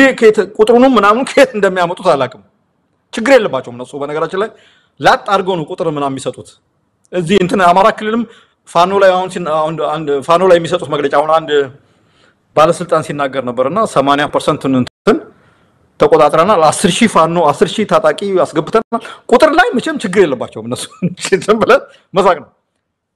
ገባ የዓለም ባንክ እንትን አለ የኢትዮጵያ መንግስት የሚያወጣው መግለጫ አለ የህብረተሰቡ ደግሞ ተጨባጭ እውነታዊ የኑሮ ሁኔታ ደግሞ የሚናገረው ነገር አለ ከእንዲያውም ከዓለም ባንክም ቁጥር የበለጠ ይሄኛው ነው ምስክሩ በነገራችን ላይ ከብልጽግና ተረት ከብልጽግና ልቦለድ ቁጥር ጋር በፍጹም የተቃረነ ነው ኢትዮጵያ ውስጥ ያለው የኑሮ ሁኔታ ማለት ገባ ህዝቡ መከራ የሚባለው ምናልባት እሱ በጣም ቀላል ቃል ነው ኢትዮጵያ ውስጥ ያለውን ችግር ለመግለጽ ማለት በልቶ መመገብ ምናምን ድሮኮ ምን መሰለ እንትን ችግር እንኳን ቢደርስብህ ወጣ ሰውን እርዳታ ለመጠየቅ ለማስቸገር እንቱን የሚይዝ ነገር አለ እኮ ሞራሉ የሚይዝህ እንትን ይዛል እኮ በቃ እንደው እቺን ጊዜ እንደምንም ብዬ ታግሼ ራሴን ሆዴንም እንትን መኖር አለብኝ ብለህ የምትችለው እንትን አለ እኮ ኢትዮጵያ ውስጥ ያ ነገር አሁን ሰው ከሚችለው በላይ ሆኖበት በጣም ጥሩ የለበሱ ሰዎች በጣም ጥሩ ኑሮ ያላቸው ሰዎች ችግራቸውን አደባባይ የሚያወጡበት ሀገር ነው ያለው ይሄ ነው ትክክለኛው ኢትዮጵያ ማለት ነው ገባ ስለዚህ በዓለም ባንክ ቁጥርና በኢትዮጵያውያን ኢትዮጵያ አብዛኛው ኢትዮጵያዊ በሚኖረው እውነተኛ ኑሮ መካከል የብልጽግና ደግሞ የውሸት እንትናል እኔ አሳዝኑኛል በነገራችን ላይ የብልጽግና ሰዎች ይዋሻሉ በጣም ጥቂት ሳይቆይ የሆነ ውሸታቸውን ገለባ የሚያደርጉነት ይፈጠራል ኢትዮጵያ አሁን አብይ አህመድ ላይክ ከወራት ከምናምን ወራት በፊት ነው የኢትዮጵያ ኢኮኖሚ ከምስራቅ አፍሪካ አንደኛ ሆኗል አንደኛ ብቻ መሆኑም አይደለም ነው በአጠቃላይ የክልሉን ኢኮኖሚ ተደምሮ ይበልጣል ብሎ ተናገረ ቀደም ያልኩ እኮ ነው ችግር የለበትም ለመዋሸት ለመንተን ማድረግ እሱ ነው ይሄን ባለ አይ ቲንክ ወርም አይሞላውም ይሄው ዓለም ባንክ አወጣውና አራ ኢትዮጵያ እንኳን የክልሉን አጠቃላይ ኢኮኖሚ ቀርቶ ኬንያን መብለጥ አልቻለችም ብሎ ጉድ አረገ ኢትዮጵያና ኬንያን በብዙ ነገር ስታነጻጽራቸው ኢትዮጵያ ብዙ መልካም እድሎች አድቫንቴጆች በጣም በቁጥር 3 ነው 4 እጥፍ እንበልጣቸዋለን ኬንያኖች በቆዳ ስፋትም እንደዚሁ ብዙ ነገሮች ነበሩ ግን አስተዳደራችን የኛ ኢኮኖሚን ማኔጅ ያደርጋሉ ብልጽግና አፈርድም የሰላገባ ኢኮኖሚውን አይደለም ኬንያን ምናልባት ነገ ከጅቡቲም ከሶማሊያ ብልናንስ እንችላለን ይሄ በጣም እንትን ነው ቀደም እንዳል ሁሌ ልብ አርገ ያዝልኝ የዓለም ባንክ የሚያወጣው ኢኮኖሚ ቁጥር አለ የኢትዮጵያውያን የሚኖሩት ኑሮ አለ በመሃል የብልጽግና ውሸት አለ እነዚህ ሁለቱ የዓለም ባንክ ቁጥርና የኢትዮጵያውያን የኑሮ ሁኔታ ትንሽ ተቀራራቢ ናቸው ብልጽግና መሃል ላይ የሚሰጠው መግለጫ ግን ኮምፕሊትሊ ከየትኛው ዓለም ከየትኛው ንፍቀ ክበብ እንደመጣ የማይታወቅ እንትን ነው ሁለተኛው የዚህ አሜሪካኖች ያወጡት ዜጎቻችን ወደዛ ትዱ ምን እንትን እነሱ ምን ያርጉ አሜሪካኖቹ እኮ ፕሮግኖሲስ የሚባል ነገር አለ ይሄ በዚህ የጸጥታ የሴኩሪቲ ባለሙያዎች ይሰበሰቡና አንድ ሀገርን ይገመግማሉ ለምሳሌ ሱዳን የኑሮ ውድነቱ እዚህ ደረጃ ከደረሰ የዋጋ ግሽበቱ እንዲህ ከሆነ የመንግስት ሁኔታ እንዲህ ከሆነ አመጽ ሊነሳ ይችላል ብለው በዲግሪ ያስቀምጡታል 70% 80% እውነትም እንዳሉት ይሆናል ሱዳን ውስጥ ይሆናል ወይ ግብጽ ውስጥ ይሆናል በነገራችን ላይ ይሄ በጣም የተለመደ አሰራር ነው ኤምባሲዎቹ የዚህ ሴኩሪቲ በያገሩ ያለውን የጸጥታ ሁኔታ የደህንነት ሁኔታ ለመገምገም የሚጠቀሙበት ፕሮግኖሲስ ነው ኢትዮጵያ ውስጥም ሲያዩት የኢትዮጵያ ኢንፍሌሽን የዋጋ ግሽበቱ የኑሮ ውድነቱ ህዝብ ውስጥ ያለው ቅራኔ የመንግስት መዳከም ምናምን በአጠቃላይ ኢንዲኬተሮች አመላካቾቹ የሚያሳዩት ኢትዮጵያ ውስጥ አመጽ ወይም ደግሞ የሆነ ህዝብ መነሳሳት እንትን አለ የሚል ነው ግን የኛ ሁኔታ ከፕሬዲክሽን ከእንደዚህ አይነት ፕሮግኖሲስ ጋር በጣም የተጣረሰ ነው የኛ ህዝብ ልዩ ነው ሁሌ ብያለሁ የማን ነው ቅኔ ህዝብ ነው ያለው የኛ ህዝብ ቅኔ ህዝብ ነው ኑሮ ቢወደድ ችሎ ይኖራል ዋጋው የፈለገው ቢጋሽም ሌላ በቃ በሌላ አይነት መንገድ በአስማት በለው በምን እንትን ሊል ይችላል መንግስት ቢጨቁነው እንዲ ጭቆናውን እኔ ራሱ ጫንቃውን ችሎ እንትን የሚሉና የአሜሪካኖቹ እንትን በሌሎች ሀገሮች ሞክረውት የሰራ እንትን ነው ኢትዮጵያ ጋር ግን ሲመጣ እንትን የማይል ነገር ነው ያለው በህዝቡ በቃ በምንም በጣም የተለየ ህዝብ ነው እንጂ ኢትዮጵያ ውስጥ ያለው ከዚህ ቀደም የተሰሩ ፕሮግረሲሶች የሚያሳዩት ነገር አመጽ አሁን አይደለም ባይዞ የዛሬ 4-5 አመት አመጽ ሊያስነሱ የሚችሉ በቂ ኮንዲሽንስ ምክንያቶች ነበሩ ግን ይሄም ሆኖ ግን ምንድነው መሰለ እንትኑ ስርዓቱ በጣም ይበረገጋል አይተዋል አይደል ፌደራል ፖሊስ መጀመሪያ ደርሶናል ብሎ ነበር በኋላ ደግሞ ሪአክት ያደረገበት መንገድ ይገርመኛል በጣም እንትን ነው ስርዓቱ በራስ የመተማመን ችግሩ በትንሽ ነገር የመበርገግ እንትኑ በጣም ትልቅ ነገር ነው